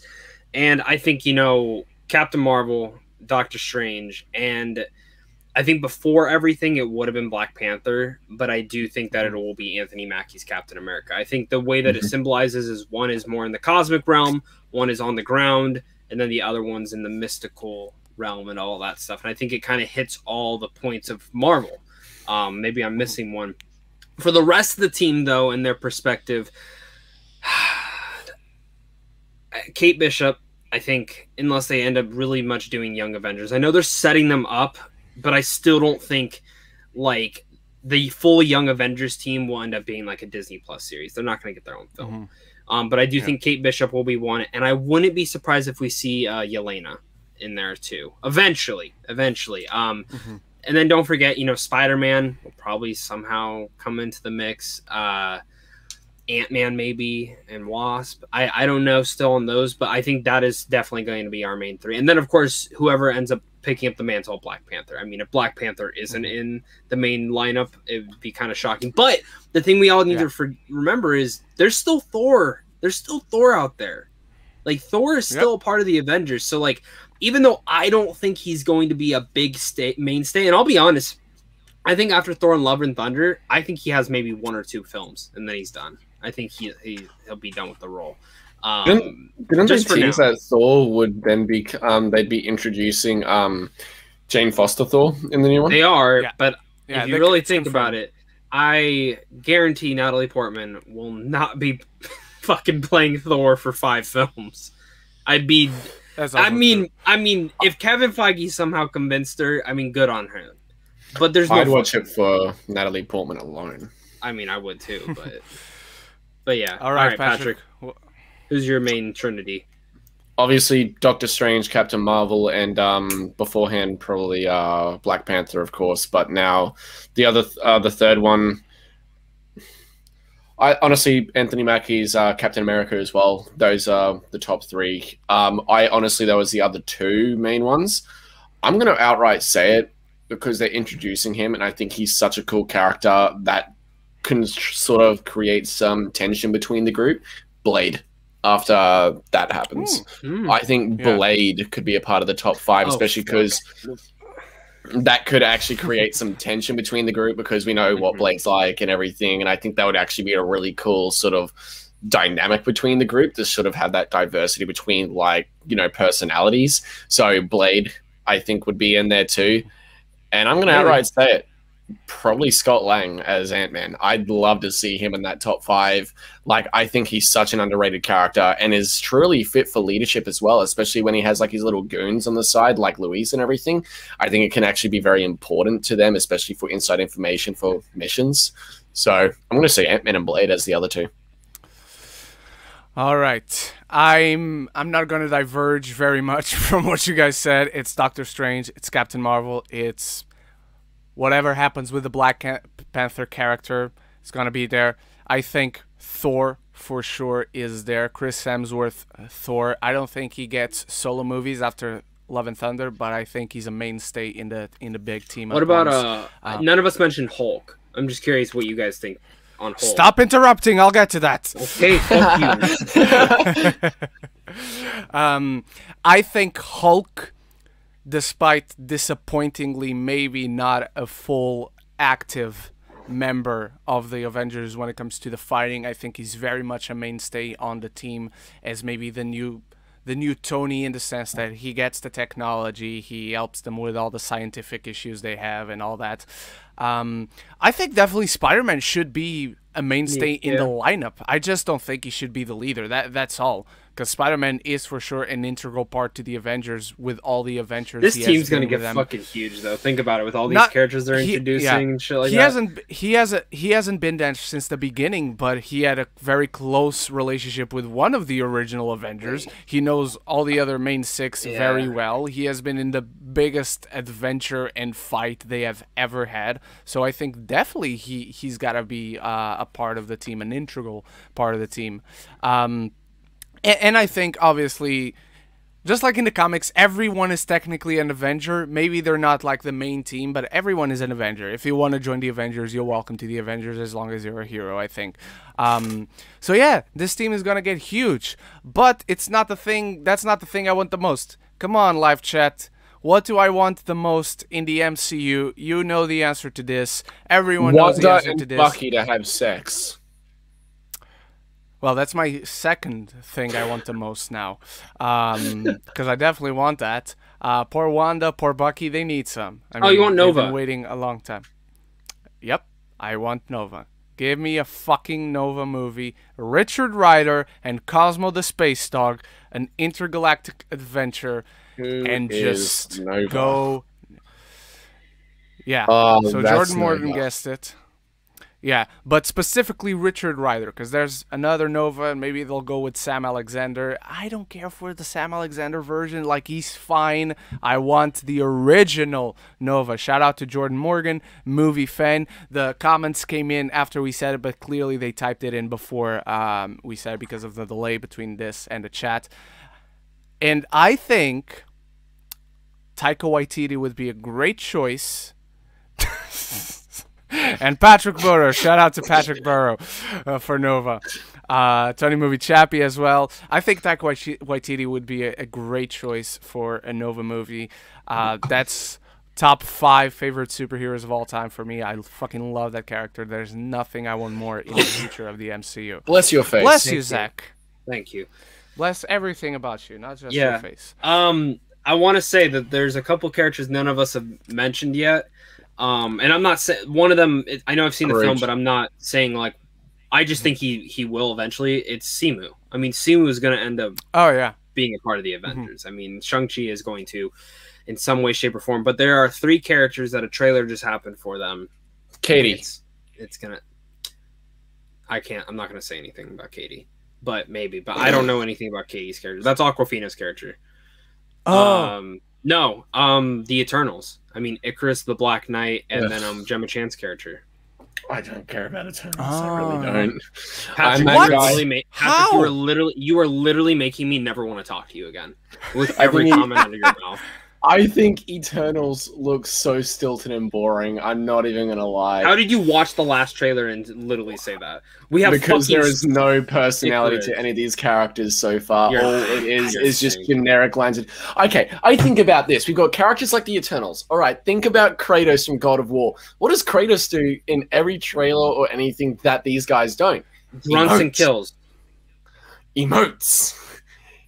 He doesn't just deliver his lines like, when Thanos came, we were told to stand back. I haven't seen the next trailer. I only seen the first one. That's all I'm gonna say. But for the first one, I can disagree because there's enough there for me to disagree whenever we do get to their personalities. Whenever there's like single shots and then that final I think you're insane. Patrick, I literally think you are fucking insane. That last trailer, won my fucking dad over. Who hates the Marvel Universe after we made him fucking watch them all. Yes. Did you disown your dad, Zach, yet? No, he loves the Eternals trailer. He loved it. So now he's excited. He's back in. Like, that's the thing. That trailer, every person, besides fucking Patrick, apparently, that I've talked to, has won them over on the Avengers now. Everyone at my work was not excited after that first trailer. That last trailer won them all over. So, like, I think you're insane. I literally think you're fucking insane. But I will make a bet that the 3 main Icarus, that's Richard Madden's, right? Ren? Richard Madden, Icarus. Yes. Okay, Black Knight's Kit Harington, and then what's Gemma Chan's character? Cersei? Cersei. Okay. Those 3 will be one of those 3, if not all of them, will end up helping the Avengers. Hey, I'm reading that right now. They're gonna stay. I'm reading that one They're gonna stay. That one of the greatest stories ever written. Read this, Patrick, the Neil Gaiman run of Eternals. Obviously, you should read Jack Kirby's original omnibus, but this is my favorite story of Eternals. Also because it's written by my favorite author of all time. So yeah, Neil Gaiman. Neil Gaiman. He's obviously we still love you, Patrick, but I literally think you're insane. It's like you just told me that Dragon Ball Evolution was a great movie, but Patrick, when you see the Eternals, if you love the Eternals, your thumbnail has to be "I am insane." Eternals movie review. Yes. No, literally, not even movie review. I just wanted to say I was wrong. The Eternals was fucking great. That's all I wanted to be. Will you do it? If you love the Eternals, will you do it? That's the question. If I love the Eternals, I will do my review in an anime maid outfit. All right. All right. Zach just fell in love with that idea, so now you gotta love the Eternals. Dude, you all heard it. He said it on the show. If he doesn't do it, we kill him. We all fly to Australia and kill him. You don't know what Christ. All right. So I can guarantee you, I there's probably love this movie more either way. You're insane. You are literally an insane. I refuse. You're a Saw fanboy. It's okay. Yeah, like literally when I got offered to take I this am poster too, home, and I didn't like it. That's the when thing. I got offered to take this poster home, I only drove like this really small Hyundai Getz. It's this like 2-door car that's literally big enough for like 3 people because you can't fit 3 people in the back seat like you're meant to. This is huge. I literally went to the trouble of fitting this in my car that I drove with my head like this because it was over my head. So because I wanted it. But at least the poster didn't get damaged. No, it didn't. My neck did, though. Can I tell you guys? So one time my friend used to work in a movie theater, and you know those giant standees? Do you remember the one of Spider-Man? But you remember the one? It was super, super long, and it was Spider-Man laying on the letters, and it says Homecoming. Yeah. Yeah. Mm-hmm. So my friend put down to save that for me. He goes, I'll let you get it. I didn't know how big this fucking thing was. Oh, so he calls me at fucking midnight, and I'm like, what do you want? And he goes, oh, I have your giant thing. He FaceTimes me and shows me. I'm like, where's Spider-Man? He goes, oh, my manager took that. I said, that's all I wanted. On. I didn't want the Homecoming letters. He goes, well, what am I supposed to do with it? I said, take it out to the trash. That's what I said. I said, just leave it outside the theater. Someone will take it home. And he goes, my manager will be pissed. I was like, well, just take it home with you and like destroy it. He goes, I drive a 2-door car. I'm like, I drive a car. You should have said, I'm pissed that your manager took the Spider-Man. Yeah. Why did he just take the Spider-Man? Take the whole thing if you're going to take Spider-Man. Yeah, so we had to drive down there and fucking destroy it with him. Because it was so big, he needed help. At least you got some catharsis of punching something. Yeah, fuck his manager, man. All right, let's go to your questions now, everyone. Don't forget you can ask them through the live chat, and we'll do our best to get to it. If you want to guarantee they're answered and answered immediately, consider supporting the show through the tip link in the description or through just super chat, whatever works best for you, if you can, if you want to. All right, lady. And if you guys have any other questions, let me throw this. If you guys also have any other questions about Phase 4 for us, because that's kind of like the main topic, like what other heroes we want to see, what shows, shit like that, spin-offs, just throw them in the chat. All right. Lady Aaron starts with, hi, Ren and Zach, and hello to you too, Patrick. How are you all doing today? We're doing very well. How are you doing tomorrow, Patrick? That's the real question, because you're in the future. Today, I'm doing very well, thank you. We are an hour and 16 minutes into the 23rd of today, and 23rd of August, and it's a pretty good day so far. It's a pretty good day. All right, it's a good day, mate. Is it so? Wait, is Australia the further, like the furthest, the country? Yeah, they're the first, I think. Is it? Okay, I couldn't remember if it was China too. China is a little bit to the left. Okay. So, and even before China, you have Japan. So Australia is like here, then Japan is like here, and then China is here. Mm. I just realized looking at my camera that you're seeing this the other way around. So Australia, Japan, China, and so the sun rises this way. Yeah. We're explaining how the world works. I don't know how the sun works. I've got something to say as well, Ren. You enjoyed what is it, Last of Us Part 2, didn't you? Oh, love it. Love it. Okay, because I know I've told Zach this already, but I got my first tattoo, if you didn't notice. You told me too. You told me too. And people are asking about it in the chat. Yeah. Don't show it now. We'll get to the question. You'll show it then. Oh, okay. Okay. We'll show you guys want to see my tattoo? If it's your wiener, I'm going to get hard. All right, we're done. End of the show. All right. Joe Fletcher, do you think we see the Spider-Man No Way Home trailer tomorrow after it has been released to the people at CinemaCon? So the answer is yes. I don't know if we see it tomorrow, because look, that trailer is gonna leak and Sony will want the best quality version available for people to watch and to talk about it now that it's out. It's gonna happen. It happens every year. Oh, but they have these protocols, they confiscate it. Yeah, they do that every year. Here's the thing. Trailers are still fucking so leaked. They're gonna take people's phones. They've already said phones are being taken. But you can pay for a ticket to go to CinemaCon. It's $1,900, but some fucking crazy 13,000. Yes. 13,000. 13,000.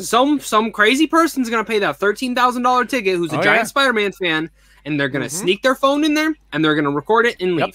That's just the I truth. honestly just put it down my pants. If we didn't know that they were doing a Spider-Man trailer, I mean, it wouldn't be this crazy. Maybe it doesn't leak, maybe it doesn't. I think that the whole plan is probably it's gonna debut within this week. If it doesn't, it's going with Shang Chi. I'll be shocked. It's going with Shang Chi. The only reason I see it coming this week is if it leaks. I'm being serious. Only if it leaks. And if we do get it this week, if it doesn't leak, we're getting a different trailer. They're not going to show the exact same trailer as CinemaCon. CinemaCon always gets longer formatted trailers. And from the rumor right now, that trailer is around 4 minutes at CinemaCon. Jesus Christ. The one that we're apparently getting is 2 minutes and 54 seconds or something like that. Oh, still a long trailer. And do not expect Toby and Andrew. They are not in the trailer. I don't want them to be in the trailer. Do not fucking show them in the trailer. They're not in the movie. They're in the movie. They're in the movie. They're not going to be in the movie. You want to make a bet? You want to make a fucking bet right now? You want to make a bet? I'm going to make a bet? I'm going to make a bet? Let's make a bet. I'll make a bet that they're both in the movie. What's your terms? Your terms are you have to wear a fucking Spider-Man lingerie in your fucking Spider-Man review. Oh my god. The stakes have been raised. Vegas, Where the fuck would I find that? Amazon. No, how about this? How about easy. this? I'm sure it's How about this? You have to dress like Thanos. I don't care if you get a onesie or some shit. You just have to dress like That's hard. I'll kidnap someone. There's a Thanos and I'll make robe. them hard, and I'll cut off that ball sack, and I'll latex it to my chin. How does that sound? Patrick, there's a Thanos robe on Amazon. It looks pretty fucking dope. It'd be cool. Okay. All right, Zach. And what would you do if they're not in the movie? What's the terms? What's the terms? I didn't hear Patrick, it. speak your terms. If they are not in it, Zach, you have to do your entire review topless with a mankini on, with what is it? What was his? What was he doing? I didn't even hear. I'm dressing as Thanos. Yeah. I'm not taking my shirt off. Fine, on your forehead, you'd have to do the entire review with, a pen writing, "I was wrong." Okay, I'll say it. I'll do that. I'll do that. It's and official. a Spider-Man I'm choker. the witness. And your girlfriend has to be on the side pulling it. I can't go that far. I can't go that far because of my channel. I'm trying to be more kid appropriate. Oh. Sorry, I'm the official. I'm the witness. It has been but said, I will do that. A gentleman's agreement. Okay. A gentleman's agreement has been forged. All right. And I will literally, you know what I'll do? I'll get a fucking giant poster board and I will write, "I'm a fucking idiot." Okay? Well, he stepped into that and then one and then I'll print a picture of you and put it in the corner, and I'll Photoshop your face onto a Spider-Man outfit, and it'll say he was right. Okay. All right. Okay. All right. Movie Fan is shocked that Patrick didn't like Free Guy, but Eric Thorpe, our good friend of the show, is with Patrick on this. Wasn't a huge fan. Thought it was just okay, but overhyped. And a lot of people are kind of shocked that Patrick didn't like Free Guy. Eric Thorpe also writes, Free Guy was a lot like Space Jam 2. I get that it's a bit better, but I don't know. I think it's odd how Penn Space Jam was and Free Guy was so praised. They're so similar. I disagree that they're similar. And I did enjoy Space Jam 2, even though I don't think it's a good movie. Full disclosure, I enjoyed Space Jam 2 more. You're not alone, because Space Jam is a whole lot of fun, even if it is a mess and just an ad for HBO. That's what it is. Yeah. So yeah, the Easter eggs in Space Jam 2 I thought were more fun because they go so in depth with the DC stuff. That DC sequence in animation, fucking best part of the entire part where LeBron was animated was the best part of the movie. Yeah, versus Free Guy, the Easter eggs, won't spoil them, are very fleeting. That was a moment where the audience popped up in both screenings. I went to Free Guy, the press screening and the secret screening over at Cineworld. Everyone popped up. Is it the actually the cameo, I don't want to say the cameo. The what the shit when somebody says just so everyone knows, there's a couple cameos in there. Hugh Jackman, Hugh Jackman, John Krasinski, Tina Fey, and Dwayne Johnson are all in the movie. And I'm not going to say where they're at. A bunch of YouTubers and streamers I don't give a shit about besides Laserbeam and Jacksepticeye.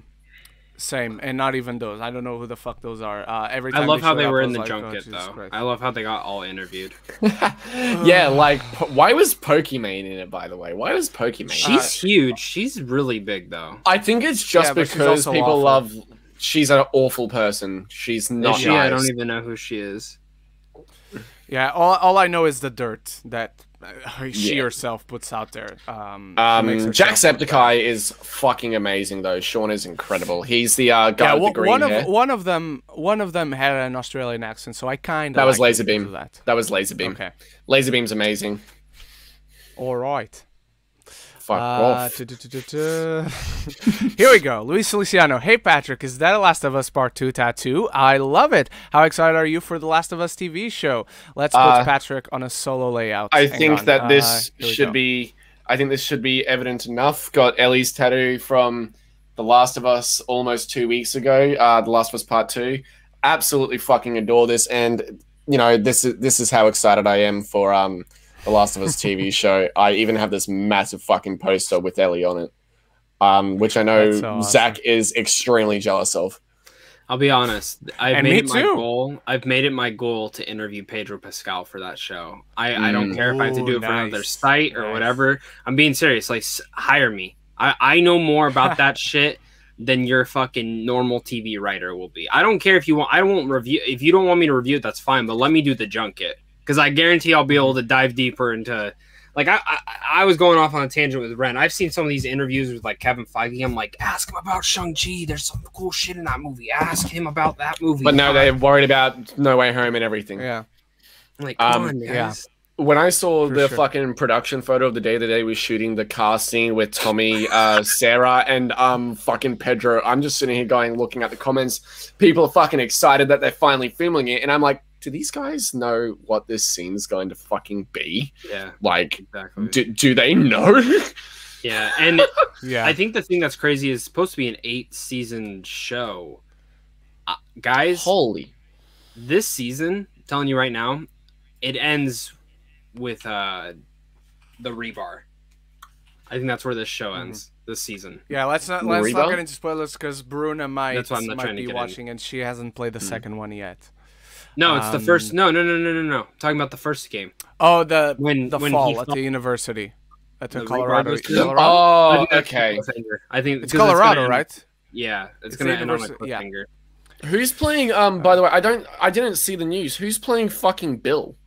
It's some random guy. It's not a known actor. Yeah. It's not a known actor. It's not a big name or anything. It's not Bill Camp. That's the point. I was fucking campaigning for what is it, Jack Black? If I'm being honest. I was campaigning for Bill Camp. Retired from acting. That's what he said. Isn't he in the upcoming what is it? Borderlands movie? But it's voice acting. And Jumanji. Jumanji 4. He's voice acting. Yeah. Patrick, you might not know who this person is by name, but if you typed it in on Google right now, Bill Camp, that's the guy I was campaigning for to play Bill. But they actually cast an Australian actor for Bill's boyfriend. The guy who is in The White Lotus, Murray Bartlett. I think that's his name. I know it's Murray Barr or something. It's the main guy from The White Lotus. In case you haven't seen that show, I still don't. I haven't. No. The first season, it's over. All right, Jack Alexander. Annette is my favorite film of the year so far. I get why some people didn't like it. Absolutely, but I absolutely loved it. Patrick, have you seen Annette? It's not out yet. Is it not on Amazon there? I don't actually. I'm gonna fucking check that because I am excited. Yeah, go check because it's an Amazon movie. It just you should do a reaction to it. Okay. How would I go with copyright though? Because I know it's a musical. I'm not more worried about the music. I'm more worried about how you'll get around the other shit. Oh yeah, I've heard some shit about it. Sure. Granted, I'm still trying to edit a video I recorded like 3.5 fucking weeks ago, and Sony keeps shoving their cock up my ass about it. It happens to me all the time. Resident Evil of all fucking things, by the way. All right. Reminiscence Scott, is Thor: The Dark World that bad? I don't think so. I think it's perfectly watchable. It has some good qualities onto it. I definitely rank it like, it's not my last, but it's like my penultimate movie in the MCU. I definitely like the Thor movies, all of them, more than most people, except for Ragnarok, which everyone loves. I think it's all right. My favorite one is still the first one. I adore the first Thor. I could go about it all day. I could go on about it all day. But yeah, I don't think it's that bad. Like, if you're doing an MCU marathon, you definitely don't skip that movie, because it's one of the weaker ones. But I don't think it's horrible. Patrick really dislikes it. But Zach, how do you feel about Dark World? Because I know we talked about the first Thor. I know we talked a lot about Ragnarok, because you and I feel the same about that one. But what about Dark World? It's my least favorite MCU film. It's one that I literally do not care to ever rewatch again. But it has some of the best Thor and Loki dynamics. And I think it really furthers their relationship in a really strong way. I don't hate it. It's just a really forgettable film for me.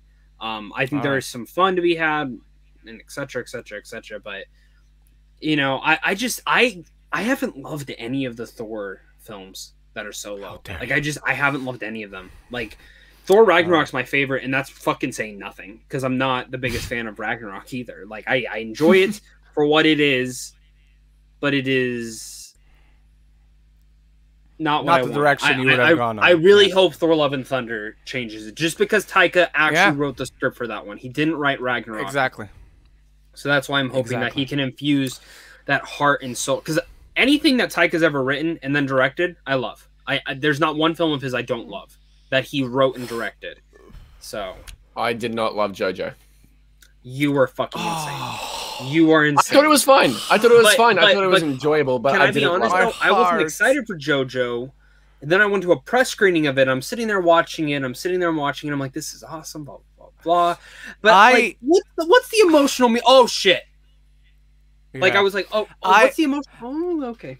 I never loved What We Do in the Shadows, the movie. I didn't care for Hunt for the Wilder People.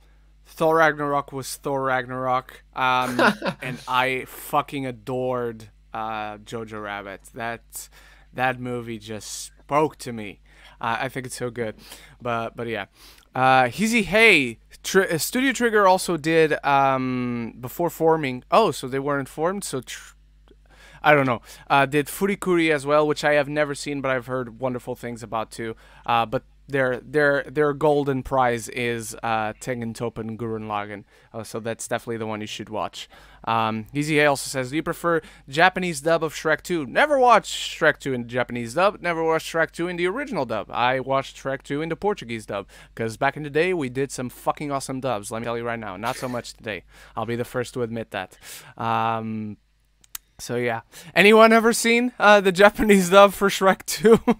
Specifically Shrek 2. I just couldn't imagine watching Shrek 2 in Japanese, because it's just, I can imagine at one moment it's just going to be like, senpai, and I'm like, fuck off. Shreku senpai. Alright. Onamae wa Shreku desu. Onegaishimasu. I'm not really a big Fast and Furious fan, but I really don't think this one was that bad. I mean, like, did everyone see the last movie? Yeah, and it's then better I than saw the this last one. one. And it's, I don't agree. But I don't agree. I don't like the last one that much either. Full disclosure, I don't like any of the Fast and Furious movies, and then Fast 5 came out. Okay. I like Fast 5 through 7, and I think the rest are trash. So 5 through 7 are good, the rest are garbage, in my opinion. What about Hobbs and Shaw? Hobbs and Shaw, I think, is stupid, but I can enjoy it if I've got a little bit of whiskey in my system.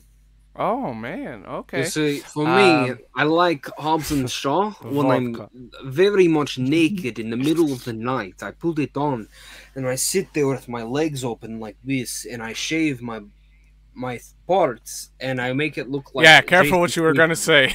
Jason Statham's heads, and I just sit there and enjoy it. His heads, not single, his plural. heads. His heads. Yeah. His bald heads. Exactly.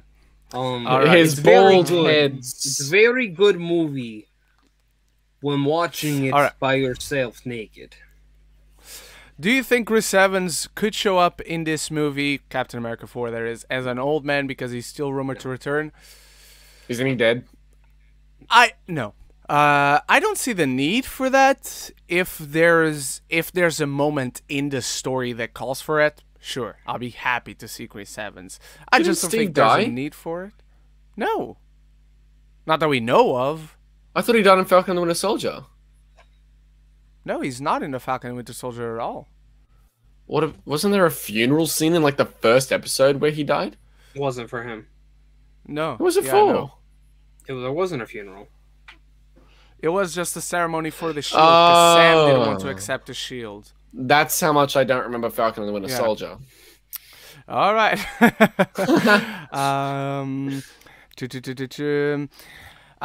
Taran Thambiaya, I hope I pronounced it right. If I didn't, always feel free to correct me in the comments. Any theories on Kang's future? He's the future of the MCU. He's the new big bad. He's going to be here for a long time. The impact it made in Loki was sensational, and we're going to see a lot of variants for Kang. I don't think, despite seeing Jonathan Majors, I don't think we actually see the Kang for a while. How about you, Zach? I think we see King the Conqueror pretty soon. Whether it's Doctor Strange Multiverse of Madness and cred scene, Loki season 2, which seems like we're not even getting until 2023 at this point. But Ant-Man, I mean, I'm really curious. What are they doing with Ant-Man? Which version of Kang are we going to see in there? He's confirmed. Yeah. I really hope he's not the villain. Conqueror. I really hope he's not the villain in there. Make him just a normal version of Kang. Just a normal, like, scientific version. You know what I mean? Like, that's it. And make him 15 more minutes of exposition. Make him Nathaniel Richards. That's all. No need for anything else. Yeah. Alrighty then. We got Red 5. Also really dislikes Ironheart. Thank you so much for sharing that with me. Red 5. I'm glad That's mean. I'm mean. I'm a mean person. I need to go to the bathroom, boys. Go ahead. So feel free. While I'm waiting for Ren to kick me out in the meantime, I'm just going to say I don't like La La Land. All right, continue. Oh, fuck off. Why'd you invite him? Jesus Christ. Why'd you invite him? I don't. At this point, I don't know. Are you gonna knight him at the end of this episode or no? Having my doubts right now. Having my doubts. All right. Can we please get a reunion of the holy Game of Thrones Trinity in the MCU with Kit, Peter, I'm guessing Dinklage, and Emilia's MCU characters all meeting. So a few weeks ago, I don't remember if it was Eric. Someone asked about Peter. Someone asked about if we ever see E3 again. I think it's possible, though not probable. I think there's like I could maybe Thor: Love and Thunder. Yeah, maybe for sure. Because here's the thing: do you think Jane Foster's a multiverse version of her? Because where's Mjolnir coming from? She's gonna have Mjolnir. Mjolnir's destroyed, right? Wait, no. Yeah. Well, no, he took it back in time at the end of it. So yeah, it's destroyed. Yeah. So yeah, it's gonna be a timeline thing. It's gonna be a timeline thing. So right now we don't know anything. I don't know anything. I'm sure somebody knows. I'm sure I can get in contact with somebody that knows. But right now nobody knows anything about Emilia's character. But if I was to bet, I think there's a good chance she and Dane Whitman meet at some point. Not so sure about E3. Like, even if he does come back, I just don't see him on Earth interacting with any of these characters. But Kit and Emilia, I think there's a good chance. What do you think, Zach? There's a chance on them. It depends on who Emilia's playing, and is it just a one-and-done role or not? Because Secret Invasion has a huge cast, and I'm just wondering, I'm like Olivia Colman, Emilia, because Olivia Colman's playing the villain that I think we all forget, and she's going to be fucking great. But for me, it's like, is this a one-and-done show? Is this a show that continuously has more seasons? And Emilia is someone who, I'm not going to say she's picky because she's been in some shitty movies, but I feel like after Game of Thrones, when it comes to TV, she's probably gonna be a little bit more picky. And I'm just curious to see who she's playing. Exactly. And I actually really hope she's the main character. I hope she is the main character in that show. I don't think she will be. The main character will be Nick Fury for sure. And what's his face? Ben Mendelsohn. Oh yeah, that's right. He's in it too. Again, right now I think there's a chance, but it really depends. Out of the on three, though, we get I'll be honest, about Kit probably has a bigger future in the MCU. Oh, 100%. That's not even a question. Yeah. But yeah. Eric Thorpe also asks, do we know yet if Loki will be in the Multiverse of Madness? Do you know? I don't know, but we know if he is or not. We know if he is. I want to ask you, if he is, does it take place answer after... that question. I can't answer that question, Zach, because we know the answer one way or the other, and we can't confirm nor deny it. Okay. You know I can't answer that question. You know I can't. It's not even I who gets in trouble, but we can't. Reminiscence Scott, the Amazing Spider-Man movies are so overhated, not overrated. Overhated. Scott, you're overhated. Oh, I thought you were gonna agree. No, I agree. I you agree? Them. Okay. I definitely. No. Yes. You agree that they are overhated because you like those movies. I like them. They're not bad. There's way worse movies out there. There's way worse movies. Okay, because I definitely do disagree, but I was caught off guard because I thought Zach was going to agree with me on this one. And I had the impression that he did like them, and he does.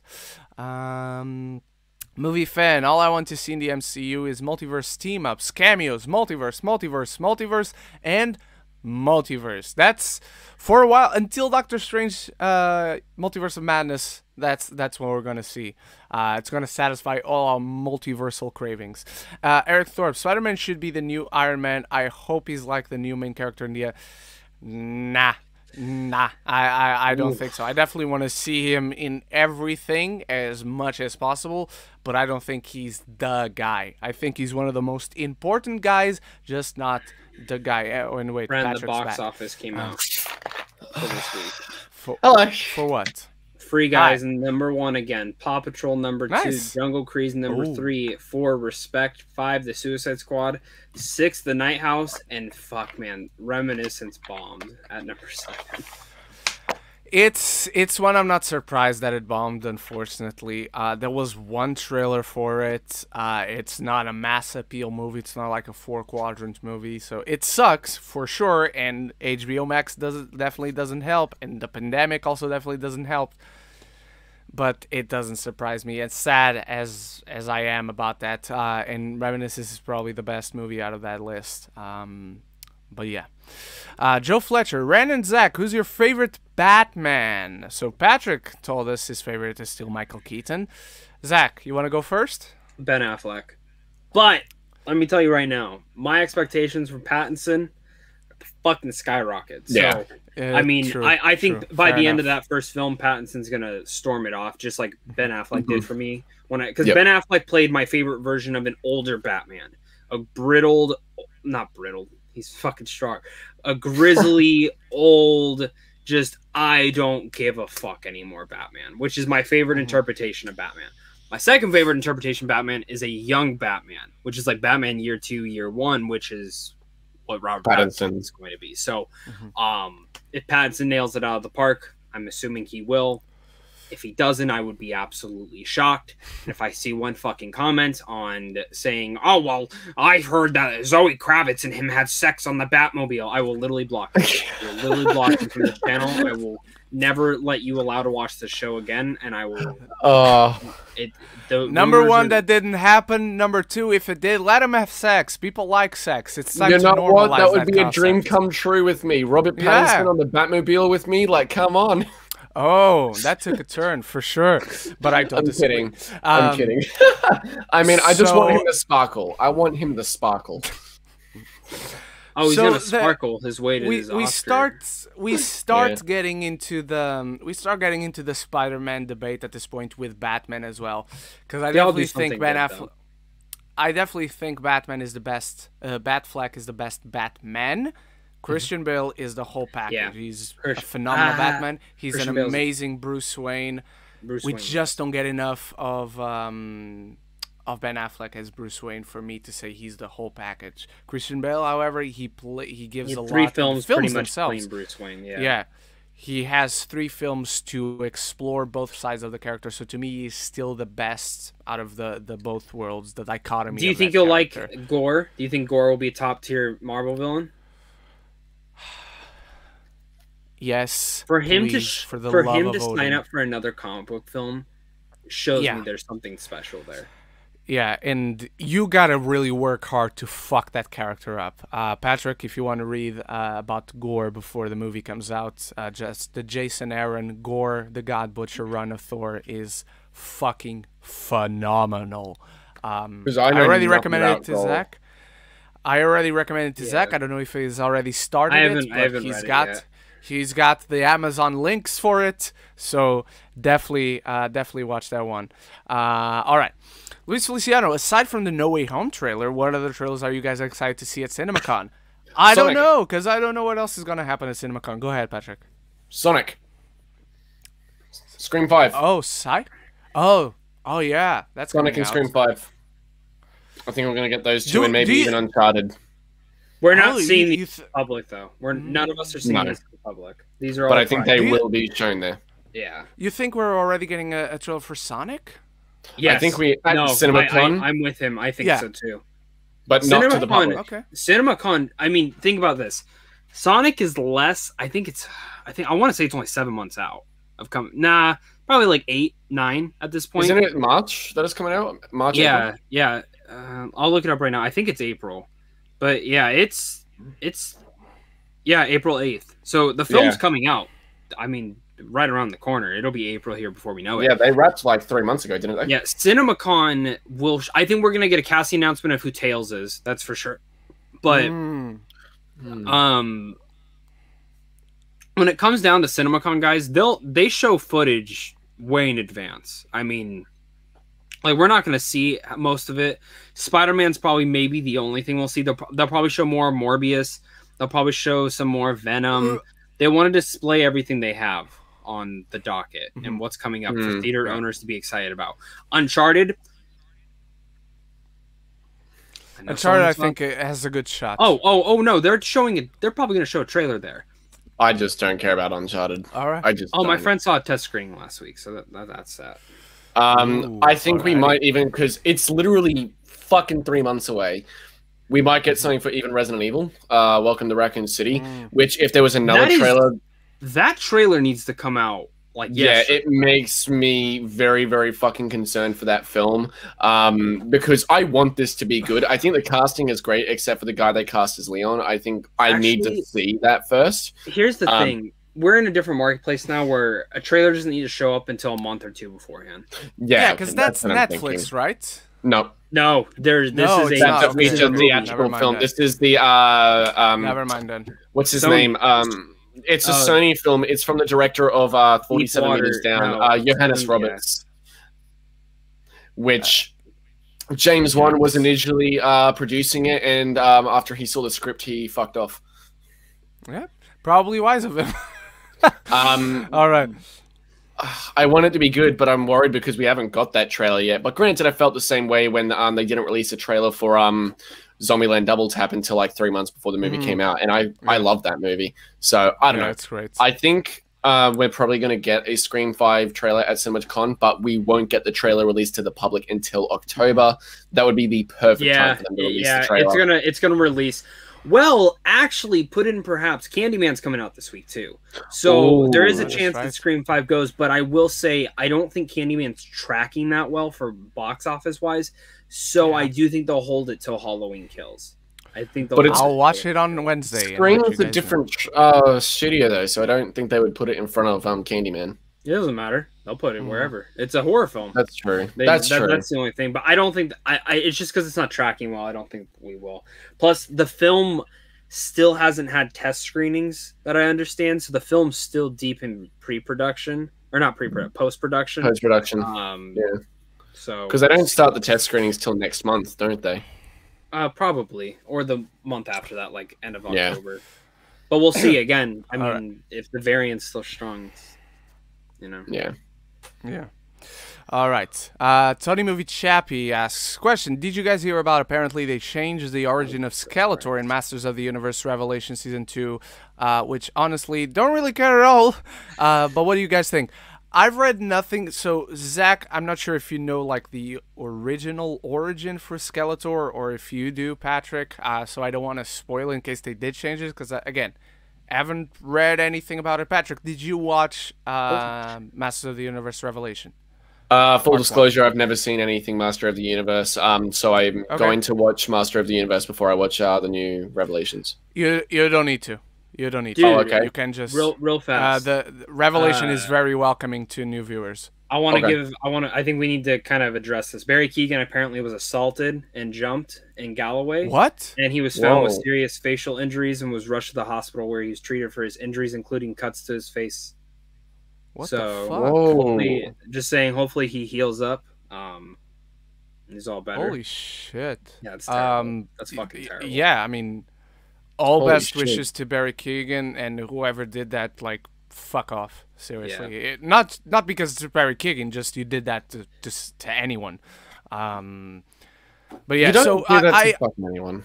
You just don't. Yeah, you don't do that. And supposedly Galway is such a happy, fun town. It's a party town in Ireland, from what I hear. I haven't gone there. I definitely want to go there, or I did. I'm not sure now. But yeah.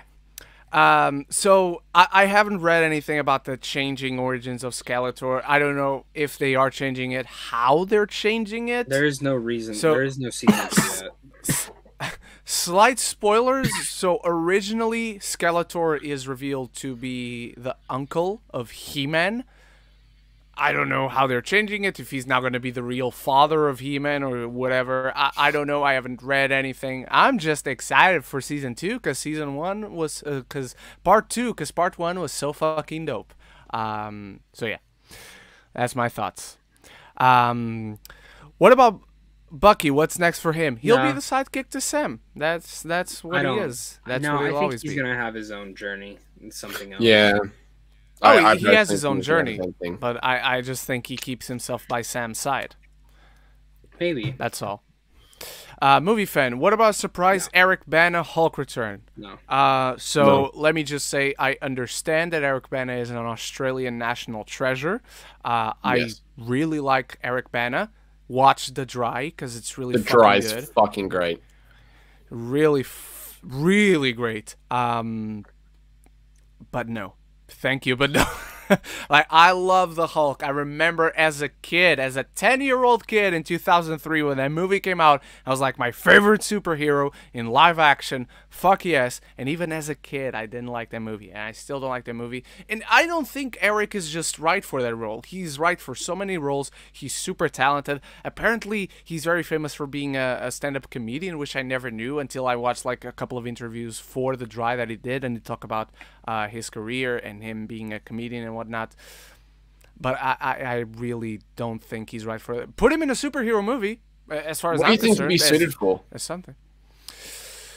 I think he does action, drama. I think he does comedy really well. I would see him in a superhero movie. I just don't think the role specifically of Bruce Banner is right for him. I would like to see him as a villain, in all honesty. I don't know who. Yeah. Like, there's no idea, like, in my head right now of anyone specific, but I would really like to see him as a villain. Do you have anyone specific? Mole Man. Mole Man. MODOK. Ooh. That's actually a pretty good one. I still want Justin Hammer to be MODOK in the MCU. Yeah. But really? You know what? I don't like Yes. Honestly, though, I think Eric Bana, if he's suited for any like role in the MCU, I think he'd be really, really good as MODOK. Yeah, he'd do great. All I meant is, like, Hulk, Bruce Banner, I don't think he's right for that role. But, like, he's super talented. And hopefully with The Dry, he's getting more traction again. So he'll be in one of these very, very soon. Marcel Ruiz or Xolo Maridueña, and I'm still not sure if that's pronouncing. If I'm pronouncing that right. For Sam Alexander. I don't know who Marcel Ruiz is. Xolo, I also have never seen him in anything. I know he's in Cobra Kai, but I don't watch Cobra Kai.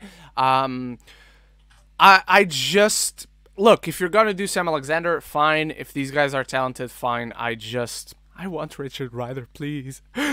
Okay. I don't think it'll be Zolo, by the way, because of Blue Beetle. Blue Beetle, yeah. I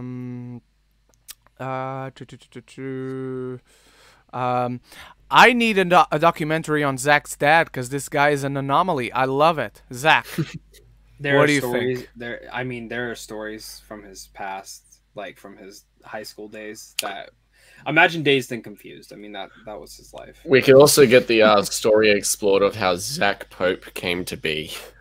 Oh, yeah.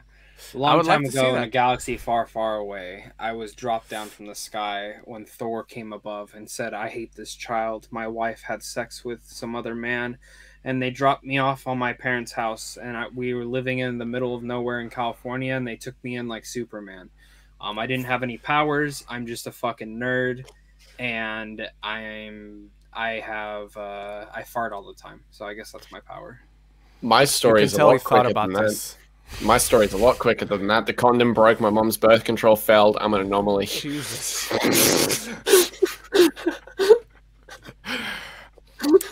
Well, your story is better, Zach. Your story is definitely better. All right, Syndemic Pictures. Eternals looks amazing. Yes, it does. I like both trailers. However, after seeing the teaser trailer in theaters, I like the first one more. All right. I'm very curious about that second trailer. I really want you to watch it. Like, I really want you to watch it. Do you think it spoils anything? Not a fucking thing. I think it's a misdirect. I think it's misdirections in there. There's a couple. Right, guys, I feel like there's a couple misdirections. You know what? I'm gonna do a trailer reaction right now. What do you think? I don't want you to get demonetized or anything. I don't want you to, because there is music in it. There's music in it. That's my only thing. Well, but yeah, then I'll just not watch it. I'll watch it after seeing the movie. No worries. Movie fan. Hopefully an Oscar nomination for Best Picture for Eternals. I would say so. We had an entire show where this was the main topic right after the reigning, defending, undisputed Best Picture, Best Director winner and Best Picture winner from this past year, Chloe Zhao, who's directing the Eternals. Look, we talk about it. Do I want a superhero movie to get nominated? Yes, but it has to earn it. Like, I would love it if any of my favorite superhero movies that I think should have gotten nominations did get nominations, but it hasn't happened. I think that there's a chance Eternals has the best chance at it. But again, I don't want it to get nominated just because it's being directed by Chloe Zhao. I want to see the movie. But there's a chance. That's what we discussed. There's a chance right now from the looks of it, judging by how it looks, how it feels. I think it has a good shot to break that mold, but I don't know. A couple months ago, there was a couple reports from insiders who said Marvel is so fucking impressed with Eternals. Yeah. Kevin Feige said that they didn't want to do Eternals. Chloe Zhao went to them and pitched her concept, her idea for it. And they said it was the best pitch they've ever heard. So the fact that she got the Eternals made by herself before, she had made Nomadland and stuff like that. The second thing is, again, insiders have come out and said that Disney is so thoroughly impressed with the Eternals. Ooh. That's big. The big thing for me in it all, we can't say anything until the film gets its reactions. Yeah. It's not going to any film festivals, which...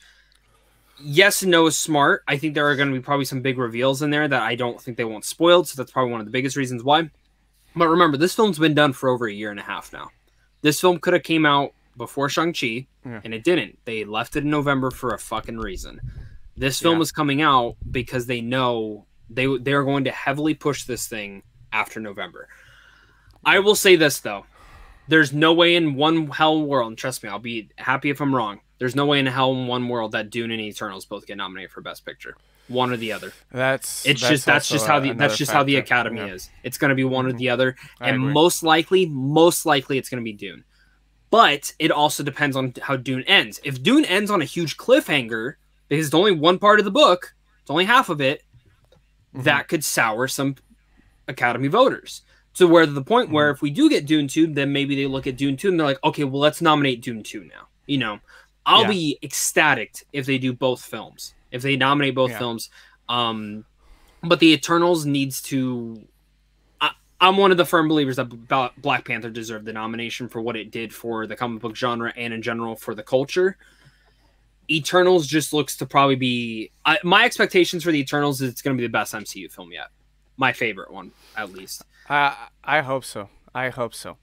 Don't even ask. We're not asking Patrick. Sorry, Patrick. I can't hear this fucking blast. Anything to add, Patrick. And I really want to enjoy it. Don't get me wrong. The trailers, what I've heard about it and everything, I'm just not impressed. The look of it. You need to read the comics. Read this one. Read this one. The omnibus is a big thing. Just need to read this. I'm also going into it though, not wanting to read anything. Like usually, I'll be like, I want to read something, but I want to go into it to see if it does its job as well. For those who know nothing about Eternals, I personally know fucking nothing. And I want to see if it does its job to more or less. I'm curious, real fast. What do you think of the Guardians of the Galaxy stuff before you saw the movie? Absolutely fucking hated it. Didn't want to see a fucking bar of it. I saw the movie and I saw it 3 times that day. So, and that's my thing. I remember that's how my friend was.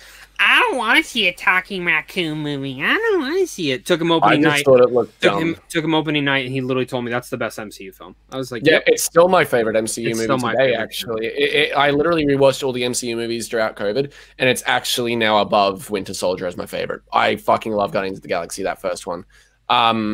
But no, and that's what I'm hoping the reaction is. Once again, I will wear the fucking anime-made outfit if I'm wrong, because I don't think it's going to be very good. But I want to really, really enjoy that movie. I really do, because in all honesty, I haven't enjoyed anything MCU in a while.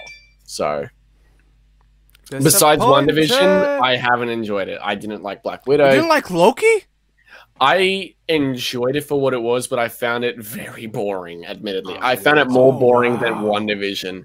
I like the stuff that they did, and I was fascinated, but I kind of needed a little bit more than, for the finale especially, than a 15-minute exposition sequence. Totally fine with the exposition if the actor can deliver that monologue.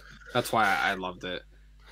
I don't know. I just felt like there was a different way they could have done it, where it's like, rather than just talking to the audience and everything, there was something else going on in the midst of it to provide the information, so it's more to look at and be enthralled by rather than just sitting down at a fucking table. I loved it though, because that's some of the best scenes in Hollywood are just exposition monologues of just people talking. Like I loved it because there was so much to it. There was the tension being generated, and I love how the character was set up in such a frightening manner, because he's about to die and he's not afraid. Care. And I think there's something absolutely frightening about that. The fact that he's like, do it. Yeah, I don't care. He goes, someone else will come. He doesn't care. Yeah. And he's worse than me. He's worse. Whoever comes is going to be worse than I am. So, yeah. Eric Thorpe, I started reading the Jack Kirby Externals. I've never read the Externals, but obviously Eric meant the Eternals. The Eternals are so good in the comics. They're the Mount Olympus. If you want to correspond it to that, they're the Mount Olympus in the MCU. They're the gods of Olympus. That's what they are. And Icarus is my boy. Movie Fan has that exact comic that Neil Gaiman, John Romita Jr. I think it's the junior comic, which is fucking great. My favorite story of the Eternals. Eric Thorpe, you don't like Dragon Ball Evolution, Zach? Zach, be careful what you answer this question with. Why the fuck would I like Zach, be careful what you answer. No, seriously, why would you have no power here, sir? I've never finished them. I never will. Well, I want you to finish. I want you to finish. That's what she said. I don't want you to say. Yes, it is. It is. I'm not going to suffer alone, Zach. You have to finish that movie. That's what she said. You have to see the worst part. Joe Fletcher, the latest Eternals trailer were the best trailer I've ever seen in my life. You are not the only person that has told me that, because my friends, like both online and in real life, they know I don't watch second trailers. I had a shit ton of people come to me, you need to watch this, because they know how excited I am for this movie. Like, it's my number 2. If you weren't excited for it, I would have told you to watch it. Yeah, exactly. I'll just say that. Exactly. Like, I would have told you to watch it. If I was, when I'm not excited for a film, when it comes down to trailers, there's 3 trailers that I think of besides this new Eternals, which is really good. There's 3 trailers that I think of that I'm like, those are some of the best trailers I've ever seen. The Mission Impossible Fallout trailer, I literally was so fucking hyped. Logan, and Godzilla vs. Kong had a fucking badass trailer. I didn't love it. It's not one of, but like in recent memory, yeah. But the Eternals, trailer. If we're talking about recent trailers, though, the Eternals is probably the best of this year. All right, that I've seen. I just sat there like, holy shit, this is fucking awesome. Like that was the reaction I had with Halloween Kills trailer. Unfortunately, Universal blocked my video, but you know, unfortunately, they Universal being Universal. That fucking trailer. That's the first time I've had trouble with Universal in 12 months. Did I tell you guys about that time the Universal blocked me for a movie that is not even theirs? Yeah. Yeah, you said that on the stream last week, I think it was. Oh, it was? Okay. Yeah. Because I still don't get it. But they might own that movie somewhere else in the world. That's why. That's true. No, but I checked the international distribution. What movie and all. Was it? Nothing. What movie was it? Voyagers. The one with Ty Sheridan, Lily Rose Depp, Fionn Whitehead. Of all the movies. Of all the fucking movies, like, it's not even that important. It's not that good, guys, for you to care. Isn't that a Lionsgate film, though? Yeah. It is! That's Doesn't the Universal thing. own part of Lionsgate, or no? Do they? I never heard that. I don't know if they do. But all right. Movie fan, how many films could the Eternals have? As many as Kevin Feige wants them to have, as long as they're good, as long as they're making money. I could see perfectly a trilogy for Eternals movies. They're going to earn money anyway. Ren, they own them for home video and television rights. You see, but I watched it. Well, I watched the screener, but it was going to theaters. So and you guys know the rumor is that Warner Brothers home video is going to go under Universal soon. That they'll like really raise and shit. It's already. So the Warner Brothers movies are a lot of times distributed by Universal over there in Australia, right, Patrick? Yes, they are, because they're actually partnered. Because what is it? I get invites from Warner Brothers and Universal. Yeah. It doesn't even matter if the studios are partnered with making the film.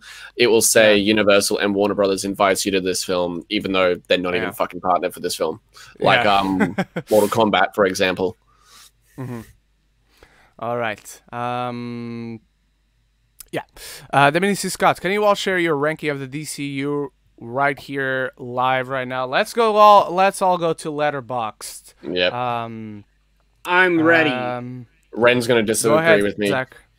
All right. So my number last is the original Justice League, a sick, disgusting movie that I will never watch again. Number 10 is the Suicide Squad by Warner Brothers. Aquaman's number 9. 8 is Wonder Woman. 7 is Birds of Prey. 6 is Wonder Woman 1984. I don't give a fuck. I love that movie. Fuck all of you guys. Batman v Superman Ultimate Edition number 5. Number 4 is Shazam. Number 3 is Zack Snyder's Justice League. Number 2 is, Man of Steel. Number 1 is the Suicide Squad. I'm fucking so impressed with that movie, in love with it to death. Maybe in a couple years it'll switch back, but holy shit, that was everything I wanted it to be and more. I love this. Why do you sound like you're from Alabama? I am from Alabama, sir. Sweet home Alabama. Well, after this, you can go ahead and fuck your sister. No, that's gross. I ain't that Alabama. Exactly. How do you give a redneck a circumcision? We're not talking about this on the chat. Remember, this is, even though we cuss, Patrick, this is not an R-rated podcast. This is a PG-13 podcast. Very true. Is it? All right. Go ahead, Patrick.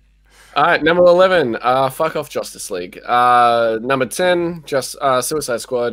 Number 9, Wonder Woman 1984, fuck you, Zach. 8, Birds of Prey. 7, the theatrical of BVS. Number 6, Man of Steel. By the way, BVS Ultimate Edition would be much higher, but Man of Steel at number 6, fuck you, Zach. Aquaman at number 5. 4, Wonder Woman. 3, The Suicide Squad. 2, Zack Snyder's Justice League. And 1, Shazam, fuck you, Ren.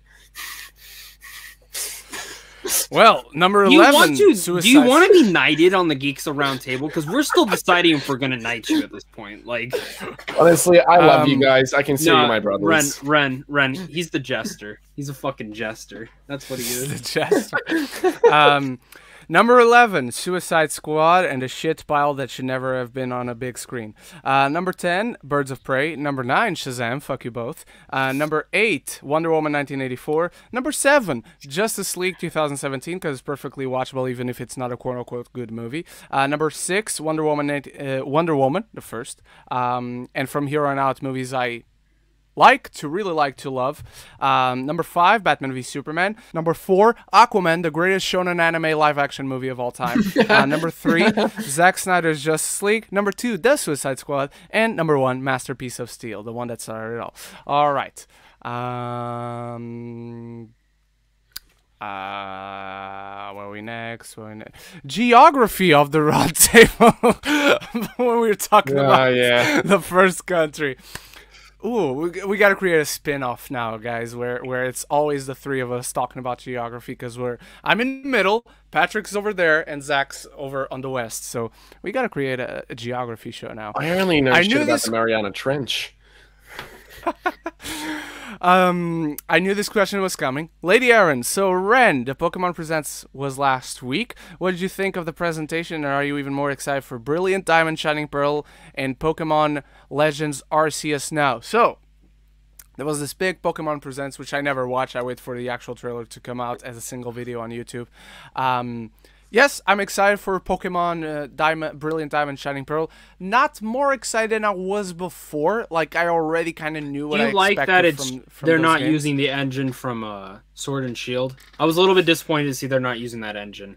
I'm a bit disappointed. Like, I don't dive too much. Like, I barely understand what the difference between the engines, but like, I don't like the look of it. Like, they look so small. I expect like the same designs that we've been getting. Pokemon. It's just classic Pokemon. Yeah, it looks like. Yeah. It looks too similar. Like, much better graphics, obviously, but it looks too similar to me.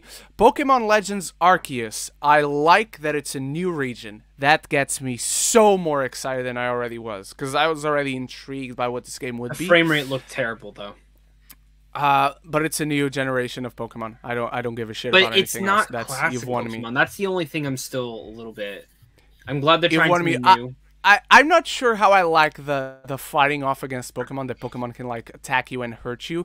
It's an interesting concept. Don't get me wrong. And obviously, it's the Breath of the Wild engine, though. Realistically, that would happen. But I like that it's a new generation. We finally gave Stantler an evolution. Fucking about time. He's been existing since the Johto days, so it's about time he gets an evolution, and it looks cool, most importantly. Basculin also gets an evolution, and it looks kind of stupid, but it's cool. I like that we get all different Pokemon to travel around. Like, there's an air glider with Braviary for you to fly. You go on the back of your Pokemon on the water, and then you can go on the back of a Pokemon instead of a bike on land. I think those are all really cool. Give me the starters so I can fucking choose who I want, because this last gen, the Sword and Shield generation, I did not love any single one of the starters, and usually there's a starter I fucking love in every generation. Generation 3 is my favorite. Why? Because I fucking adore all of the starters and so much more.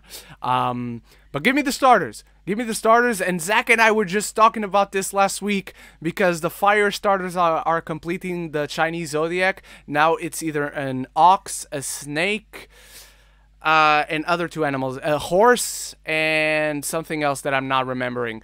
But I want the snake fire type. Zach, how about you? Are you more excited than you were before? Less excited than you were before? I'm gonna get it. I don't know if I'll get it first day.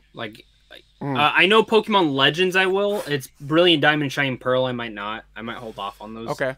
Until it's like $10 cheaper or something. But I will say I don't think Pokemon Legends. I don't think there's gonna be starters in there.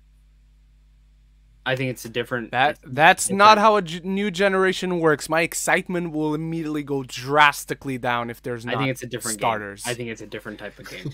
I will be fucking pissed. They said it was a new. They said it was a new area. I'm pretty sure they said it was around Brilliant Diamond and Shining Pearl. No, it's a new region. It's a new generation because they're presenting new Pokemon. We've already seen 2 of the new Pokemon. They're also continuing the regional forms for other Pokemon that already exist.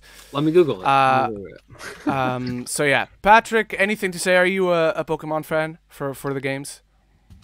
Full disclosure, I know nothing about Pokemon aside from the fact I just caught a Voltorb. That's the one Pokemon game I don't play. So yeah, here it is. I mean, not the one. I don't play the. They've already Pokemon been leaked. Snap. They're already out. The starters? They're not new. Yep, they're not new. Oh fuck! You want me to share my screen? Because you know them. Yeah, sure. These are the starters. I know them. I mean, that's easily Oshawott, who I'm going to pick, because Oshawott is fucking awesome. Cyndaquil. But Oshawott is awesome, too. Oshawott is fucking amazing. He's top 3 starters for me. Yep, these will be it. I'm picking Pikachu.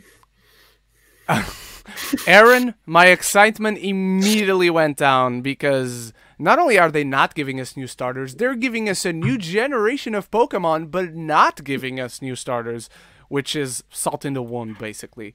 So yeah, I'm changing my answer. I'm sorry, Ren. I didn't want to get your hype too high up because I thought that's what I imagined. You did the right thing. You did the right thing. Since it's 3 of you guys, who's the best Peter Parker Spider-Man? So who's the best Peter Parker? Zach, you go first. I mean, Tom. I mean, honestly, it's Tom or Toby for me as Peter Parker. The thing that's tough is because they're all good in their own way. I think Garfield has the Spider-Man like down. Toby, he's the worst Peter Parker for me. Absolutely. But I love his relationship with Gwen.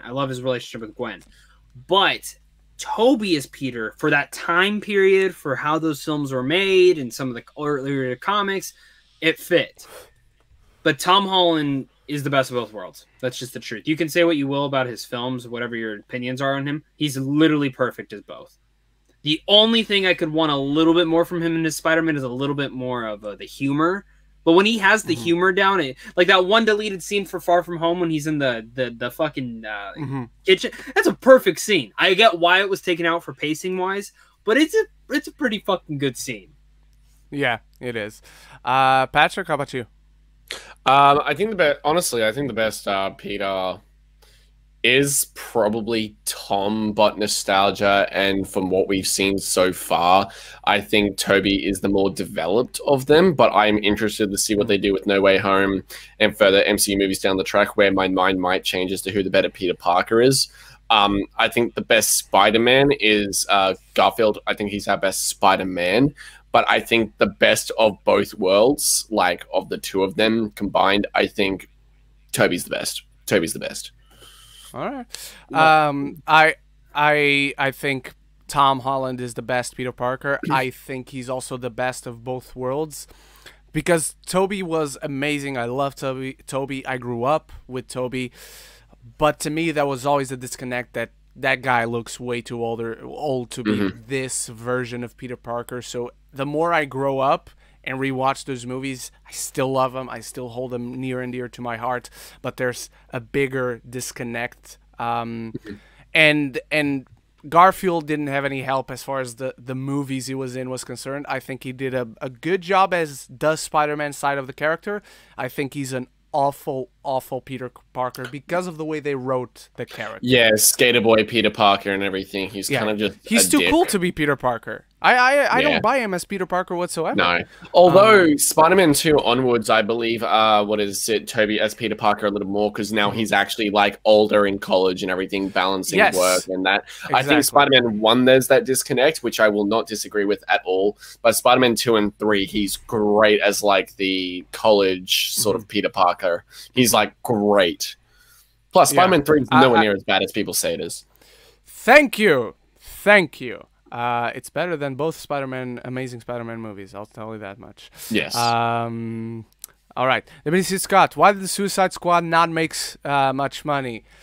So many reasons. We're in the midst of a pandemic. It's a rated R movie, so immediately parents get like, oh, we can't take our little boy Johnny to see this. And then the HBO Max bullshit thing. Yeah, I think it's all those factors plus August, even though over here in the UK it was released in July, last day of July. But I don't think August is just that great date. Well, let me also say this. The original one fucking sucked. Yes, and it carries that baggage. It carries that baggage and with the same name. It literally it's essentially the same name. And a lot of the world also went back into lockdown. Literally the week of that movie's release because of the Delta variant as well. Like, I know that half Australia was shut down. Well, let me say this. So, like, so this is how people I work with, they don't know any shit about movies. I'm the one that tells them shit.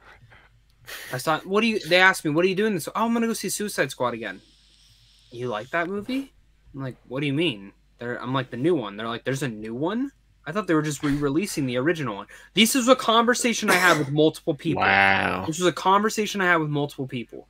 So, I mean, that's just the thing. The general movie-going public audience, and think about it, guys, people don't understand this. There are still people who just walk up to a movie theater and look what's playing, and they pick. They're going to look, they're going to see Jungle Cruise, The Suicide Squad, I don't know, Free Guy, shit like that. Guarantee if they already seen Suicide... Oh, I already saw that movie. That's what goes to... They're not going to pick it. That's the whole thing. So, there's a lot of factors. That movie should have been called, I don't know, The Suicide Squad versus Starro. Something of that nature. Like, to where it was... I saw someone said they should have called it Task Force X. And I'm like, honestly... I don't disagree with that. I do prefer the Suicide Squad name, but to get rid of that baggage is to move past that. Because I've seen some people say, oh, it was Harley Quinn's fault. You know, Birds of Prey was there. It was not Harley Quinn's fault. Birds of Prey did not bomb at the box office. It was also came out right as the pandemic was starting to hit. So the film didn't even go worldwide everywhere. The film made its money back for what it did. Thoughts are not on the movie. It's just, the thing is, that movie just had a lot of shit working against it. You take away the HBO Max thing, I guarantee you probably have at least $25 million more, somewhere around there. Maybe 15. I'm being a little bit more pessimistic, but it'll live. It'll live. But I don't know if we'll get a direct sequel to that at all. Yeah. Let's hope we do, because Walter Hamada still wants James Gunn back, and as far as I'm concerned, do bring him back. I think he's doing Justice. I think he'll do Justice League. I really do think he'll do Justice League.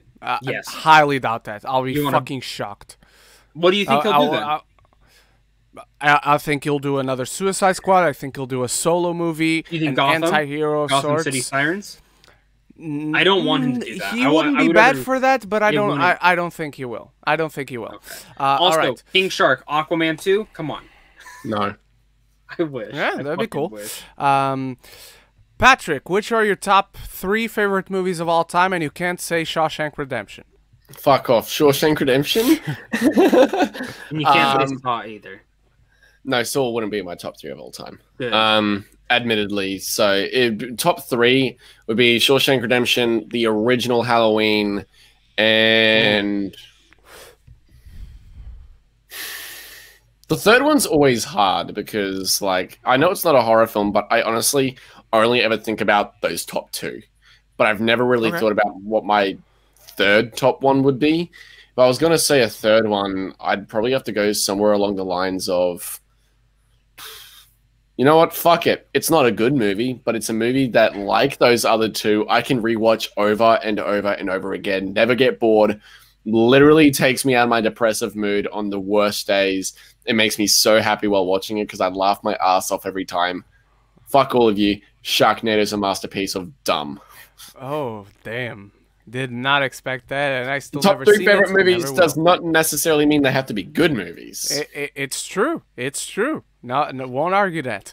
All right. Anushka also said that she wants Silver Surfer back, and Syndemic Pictures continues. Who would you cast as Silver Surfer? I do Remy Malek, Cillian Murphy, or Denny Pudi. I don't know who Denny Pudi is. He's from Community. That's not That's why I don't know. That's why I don't know who he is. Between these, Cillian Murphy, I think would be pretty damn good. That's what Anish also says that later down there. Okay. Yeah, Cillian Murphy would be really good. I'd go for an Alexander Skarsgård type of actor. I mean, ideally, I think Ryan Gosling would be pitch perfect for Silver Surfer. I don't think he'd ever sign on for one of these. But yeah, I'll pull out the dream. Never say never. Gosling. Never say never, but I don't believe it. I'll be shocked. I'll be happily shocked. Can I tell you this? Ever... I could see Ryan Gosling doing like something in a Taika film. Yes, but not this. No. I like Lady Aaron's next question. But you don't have suggestions for... No, not really. I'm not versed too much in the Silver Surfer character, so I trust more of your judgment than anything.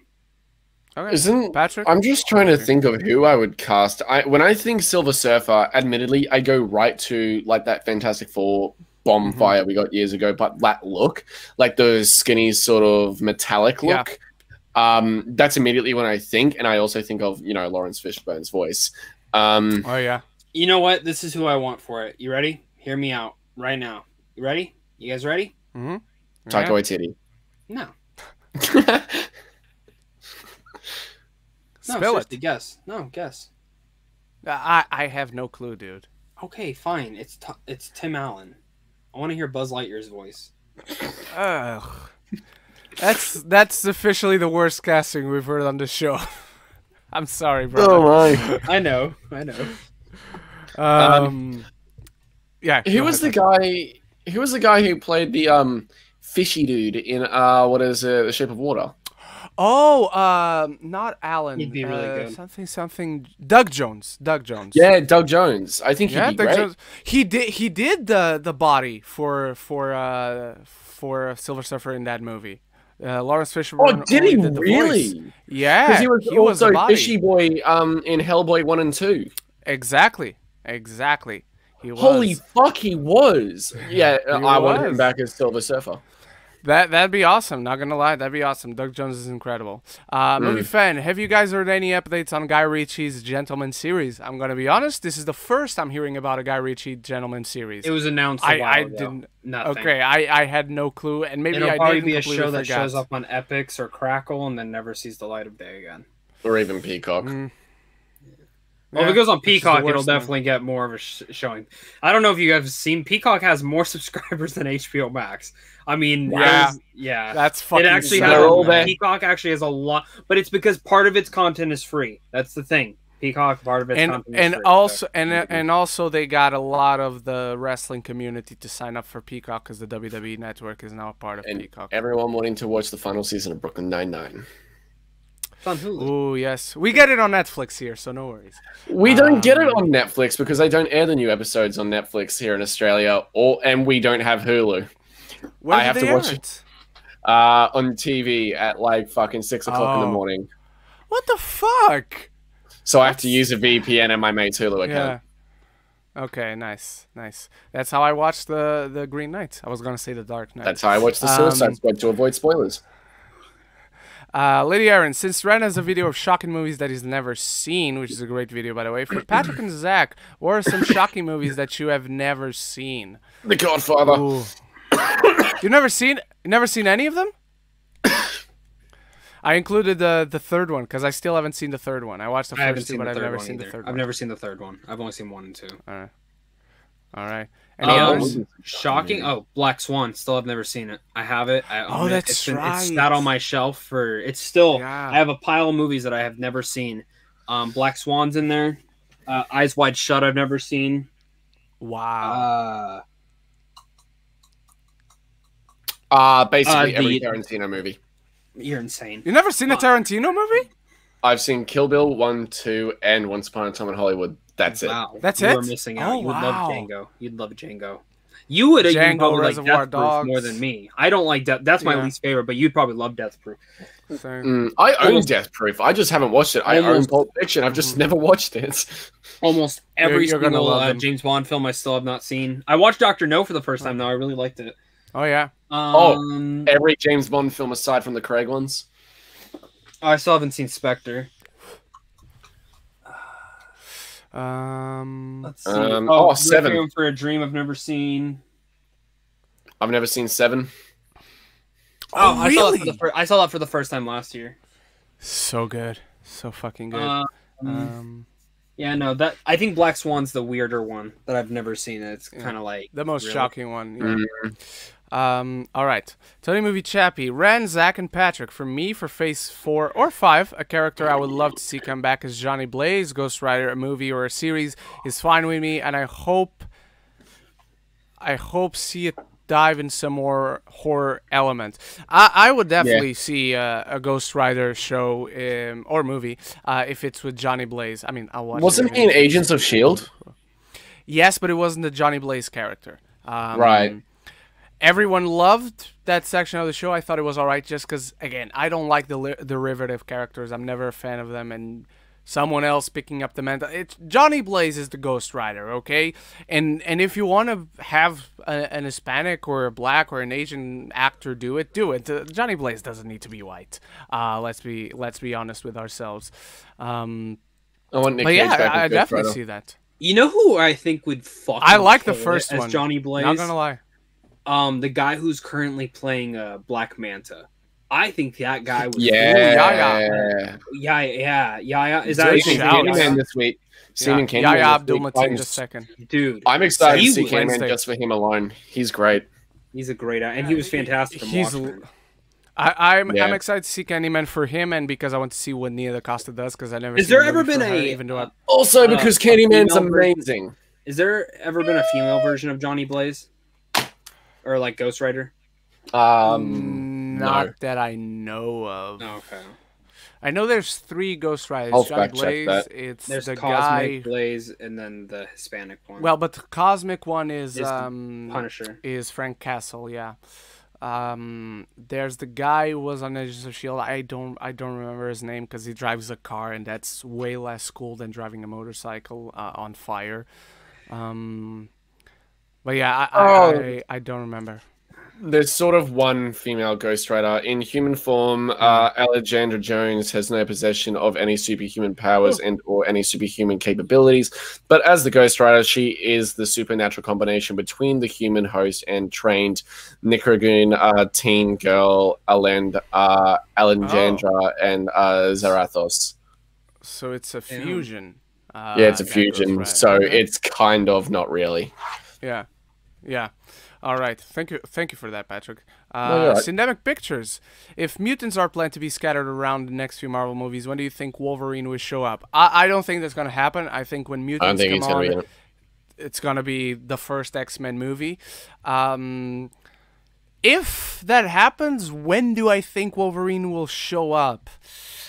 For me, right now, it's too soon to tell because I think Doctor Strange Multiverse of Madness is way too soon, and looking at what we have announced, that would be the most logical way to do it. But again, I think it's just way too fucking soon to do them in that movie in any way, shape, or form. Granted, they've hidden a lot of shit for that movie, though. They have, thankfully. Zach? I think you wanted to say something. I think Deadpool 3 will be the first time we see mutants. No, you're right. In there, and I think we don't know the script, we don't know the idea, we don't know anything they're doing for that film. We literally don't know if Vanessa's coming back, Cable, or Domino. And I'm telling you right now, I've already said it, if Vanessa's not in that movie, my excitement down. Yeah, I think their relationship was such a big key part in that first Deadpool film. But depending on how they play around with him, you know what I mean? How are they going to intersect him into the MCU? I've just said it, just put him in a different world, and then he goes back and forth. Yeah. I think a fun thing would be for him to be like, well, where the fuck are all the mutants? You know what I mean? Something like just playing around with the idea.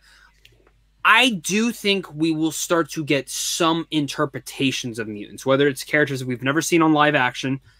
I still deep down think that we're going to get a hint of Storm, not in Black Panther 2's end credit scenes. I don't think we're going to get it as a major plot point or any of that nature, but something in there. I'll even go as far as to say, I think that Multiverse of Madness, I'm still contending it. I think Hugh Jackman's in it. I still contend that he's in it. I don't think he's playing Wolverine, though. I think he's playing a different person, whether it's another variant of Doctor Strange or a different character. I just really think that they're going to play around with that idea a lot. But mutants-wise, I'm with Ren. If we do see them, they're just going to have their own film. That's all it's going to be. And I think the code name for it right now, the leak was, it's called the Mutants. Like that's all it's called. Yeah. The Mutants, which I like that. I don't. All right. Joe Fletcher, who would you cast as Ghost Rider in the MCU? I hope it's Joseph. That would be a good casting too. I like that. Joseph Gordon-Levitt. Nick Cage. I want Nick Cage to be in the Ghost Rider movie the same way Sam Elliott was in his original Ghost Rider movie. He's just an old Ghost Rider. Disillusioned with the pact that he's made. That was great. That was a great little thing in there with Sam Elliott. That was. I like that first movie. I don't apologize for it. I like the first movie too. I think it's a lot of fun. The second movie, though, wow, we can have a rant about that any day. Tokyo Drift is my favorite one. Movie of all time, or just Fast and Furious movie? I think because I saw that comment pop up when we were talking about the Fast franchise. Okay, cool. Unpopular opinion? Honestly, I disagree, but I just so around the time that F9 came out, I did a live on Leo's channel on Geekly Goods with a bunch of cool people talking about Fast and Furious, and I don't remember if anyone had added a number 1, but the Fast and Furious community loves Tokyo Drift, so I don't think it's unpopular, Jordan. Patrick, what about you? I hate Tokyo Drift so much. I think that movie has some of the most horrendous editing. I'm sorry. I don't disagree. It reminds me way too much of Resident Evil: The Final Fuck Up. Yeah. And Zach also agrees. All right. Patrick, you got a lot of people shocked when you said you didn't like the masterpiece known as La La Land. Everyone is mad at you. Everyone now actually wants us to expel you. So be careful. So, be very careful. Ren, let's take a couple more questions. There's a lot of people in this chat today. This is the first time that we've had this big of a thing. So I think we're only going to, because we're at 2 hours and 34 minutes. So. Oh shit, we are. Yeah, so let's take a couple more. Like I'd say 3 more. All right, 3 more. Apparently, people love Patrick and also hate him. Like I don't know why they love me, honestly. Where are questions? Also, just really quick, it's rumored that due to a post by Resident Evil's official Twitter page, a couple hours ago, that Resident Evil 4 remake will have its big reveal trailer come out at Gamescom on the 24th throughout that event. Oh. So I'm nervous because they posted literally 4 itchy, tasty. If you know Resident Evil 4, you understand the reference. That thing was supposed to come out this year, and then COVID happened. No, it was meant to come out. It was always scheduled for 2022 because they had 8 coming out this year, and they have M2 doing 4 just like they did with 3. Games in development too. Yeah, I honestly don't think it needs a remake. That game is still a fucking masterpiece. 16 years later, Code Veronica deserves one, but no one remembers Code Veronica apparently. Joe Fletcher, yes, I'm going to watch the last season of The Walking Dead. No one else on this show, I doubt, watches it. I've actually already seen the first 3 episodes. I can talk about the first one. I liked it. I like the direction they're going in. I don't know. There's 24 episodes this season, so let's see what they do. This is the final thing. This is it. Yeah, they Ren, they did it so they didn't have to pay people more. That's why. So it's 2 seasons in one, but they didn't want to pay. They don't want to bump people's pay up, so that's why they. I get it. All right. So. Rand, Zach, and Patrick, which one do you guys think is worse, Catwoman or Justice League? I don't know about them, but for me, it's easily Catwoman. It's Catwoman, but Justice League has more of a darker, shitty thing to it, like with everything that happened with the studio. Catwoman's the worst movie. But honestly, I would watch Catwoman over Justice League because, honestly, Catwoman is my happy gas. That movie's fucking hilarious. Halle Berry's hot. Yeah.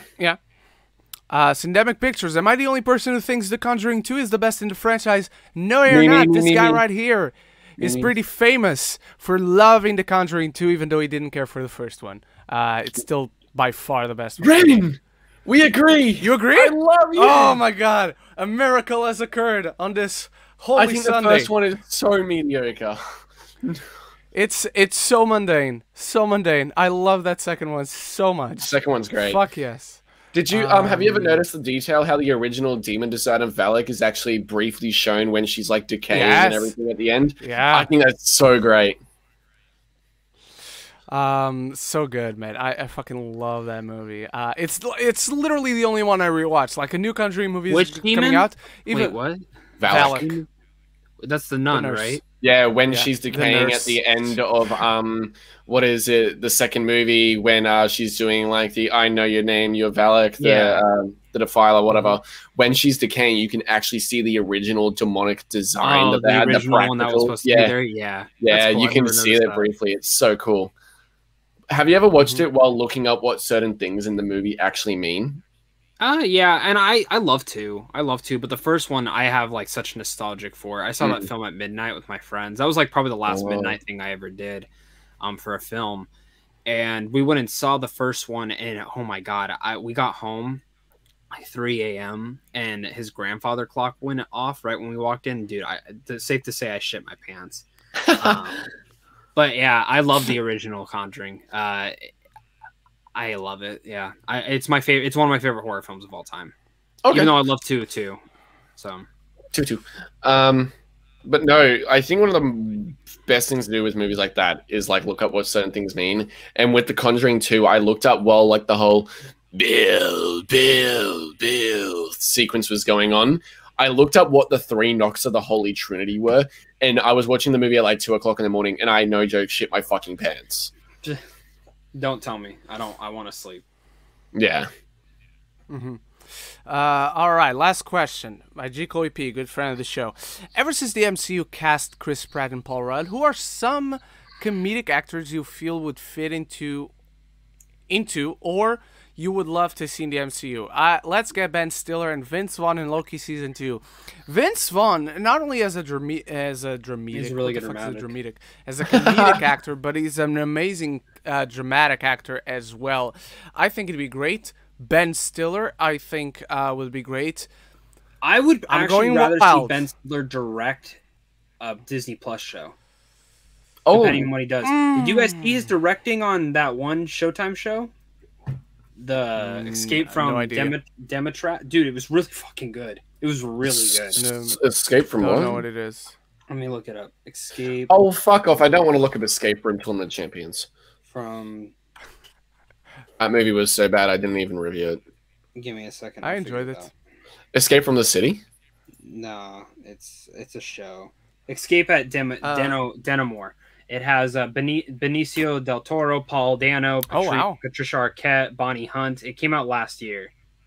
Wow, that's a good cast. It was really but I never heard of it, to be honest. He was nominated for Emmys and stuff too. Wow. Yeah. Wow. It's only available on Stan here. I don't have Stan. I need to get it now. It was really good. All right. I would love to see Bill Murray in an MCU movie. Oh, that'd be great. I would love to see Seth Rogen in an MCU the one movie. I was Not gonna lie. Yeah. Jonah Hill. Pete and Davidson. I'm just gonna. Which one did you say, Patrick? Sorry. Pete Davidson. I think he could bring a great level of emotion, but also dark humor to the role. You know what? Someone just recently commented on the fan cast video I did for the Fantastic Four, and they suggested Pete Davidson for Johnny Storm. Oh. And at first, as soon as I read it, I was like, no, I hate this. And then, wait, I don't hate this. That's amazing. Especially with the idea that I have for Johnny Storm. Because I want Johnny Storm to be around Tom Holland's age because I love their friendship in the comics. I want them to bring that into the film. I think that'd be fucking awesome. I don't remember the name of this commenter, so if this person is watching the show right now, I apologize, but full credit to this person. This was not my idea, but I love this. I love this idea. I still want Billy Magnuson for fucking Human Torch though. That's the guy. Too old for me. If they cast him, sure, but too old for me. By the way, Tony Movie Chappie, shout out. Eric Bana would have made a pretty good Ghost Rider. Not gonna lie. He'd be pretty cool. Oh yeah, he would be. But to close it out, I want my favorite comedian of all time in the MCU in some way, shape, or form, Ricky Gervais. Just put him in anything. Yes. Put him in anything. I still applaud his pedophile joke from the Golden Globes. Where 1,000,000%. Funny as fuck.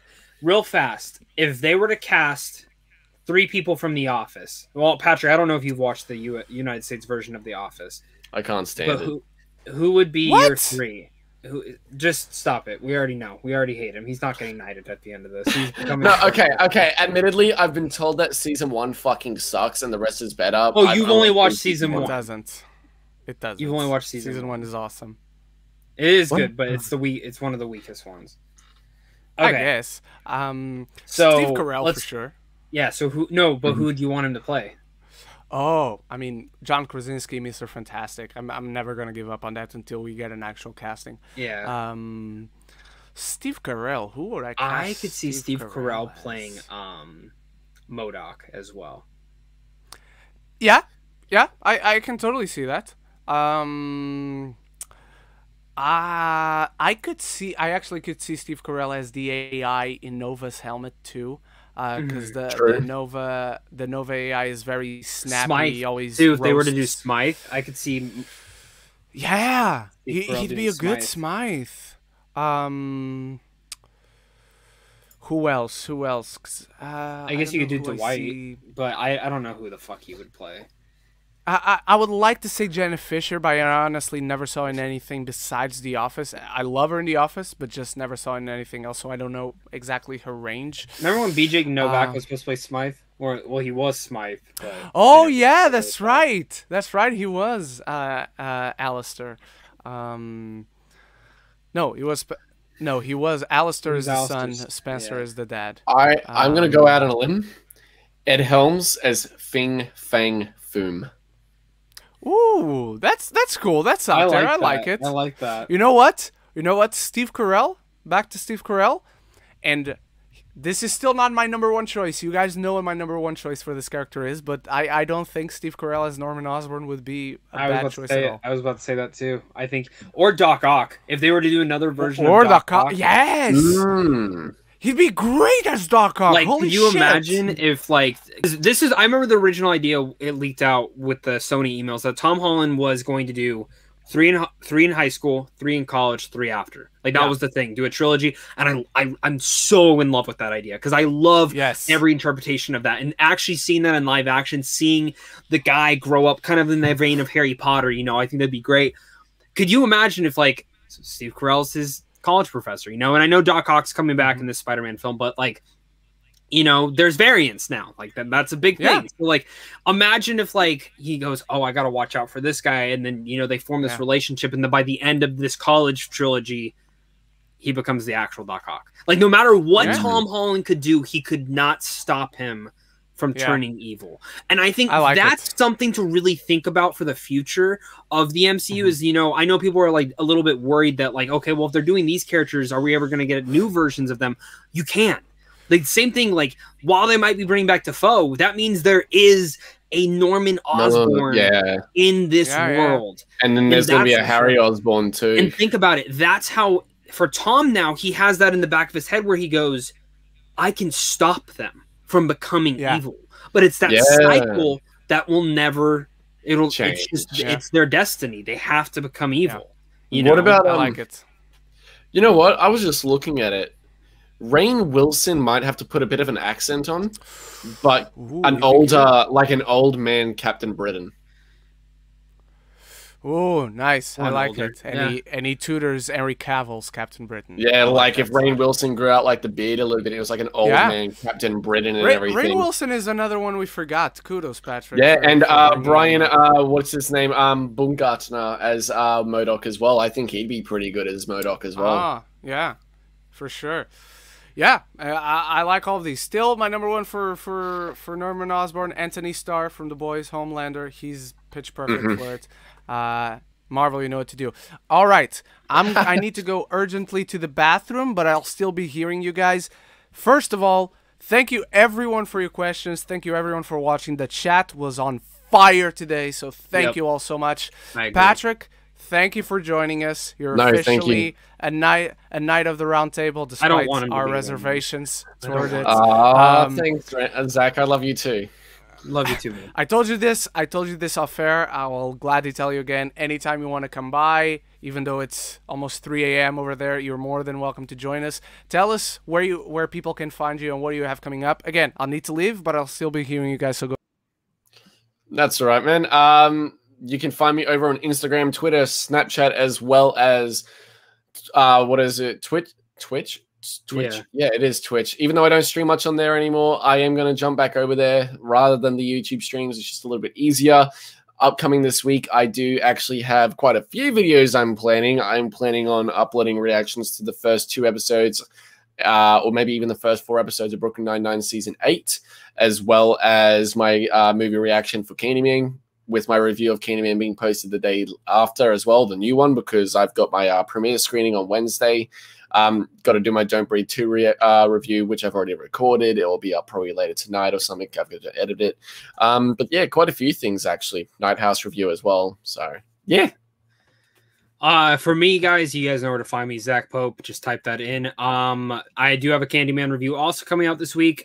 I have other videos coming out, but I don't have my calendar in front of me to tell you what. I think Candyman's my only big screener this week. Oh, Shang-Chi. My Shang-Chi review will be tomorrow, isn't it? Yeah, tomorrow.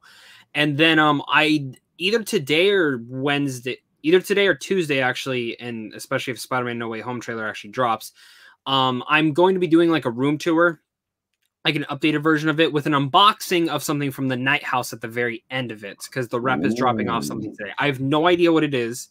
He just said it's really cool. So I was like, all right, I'll do an unboxing. Just give it to me. I'll do it. So I'm very excited to do that and kind of give you guys my updated room tour. I finished out like moving stuff around yesterday, so very happy to do that. But yeah, no, thank you guys for always watching. Thank you, Patrick, for joining us. And me and Patrick are trying to play Resident Evil 6. Yes. We started it 2 weeks ago. It fucking sucks. And Patrick, I'm going to be honest. If it continues to suck, I don't think we're going to finish it. I'm going to be flat out honest with you right now. I really don't think we're going to finish it. I think the goal is to do it. But depending on how next week goes when we stream it, if it's as frustrating as that first hour was, we all honesty might only finish Leon's campaign if that. The game sucks, guys. We're trying to stream it, but it fucking sucks. Yeah. Look, Ren, where can they find you, and what do you have coming up this week? You guys can find me on Instagram at RenVR93, more of a personal account, but I always let you know what I'm watching when I'm watching it, and on Letterboxd, Twitter, and YouTube at RenGeekness.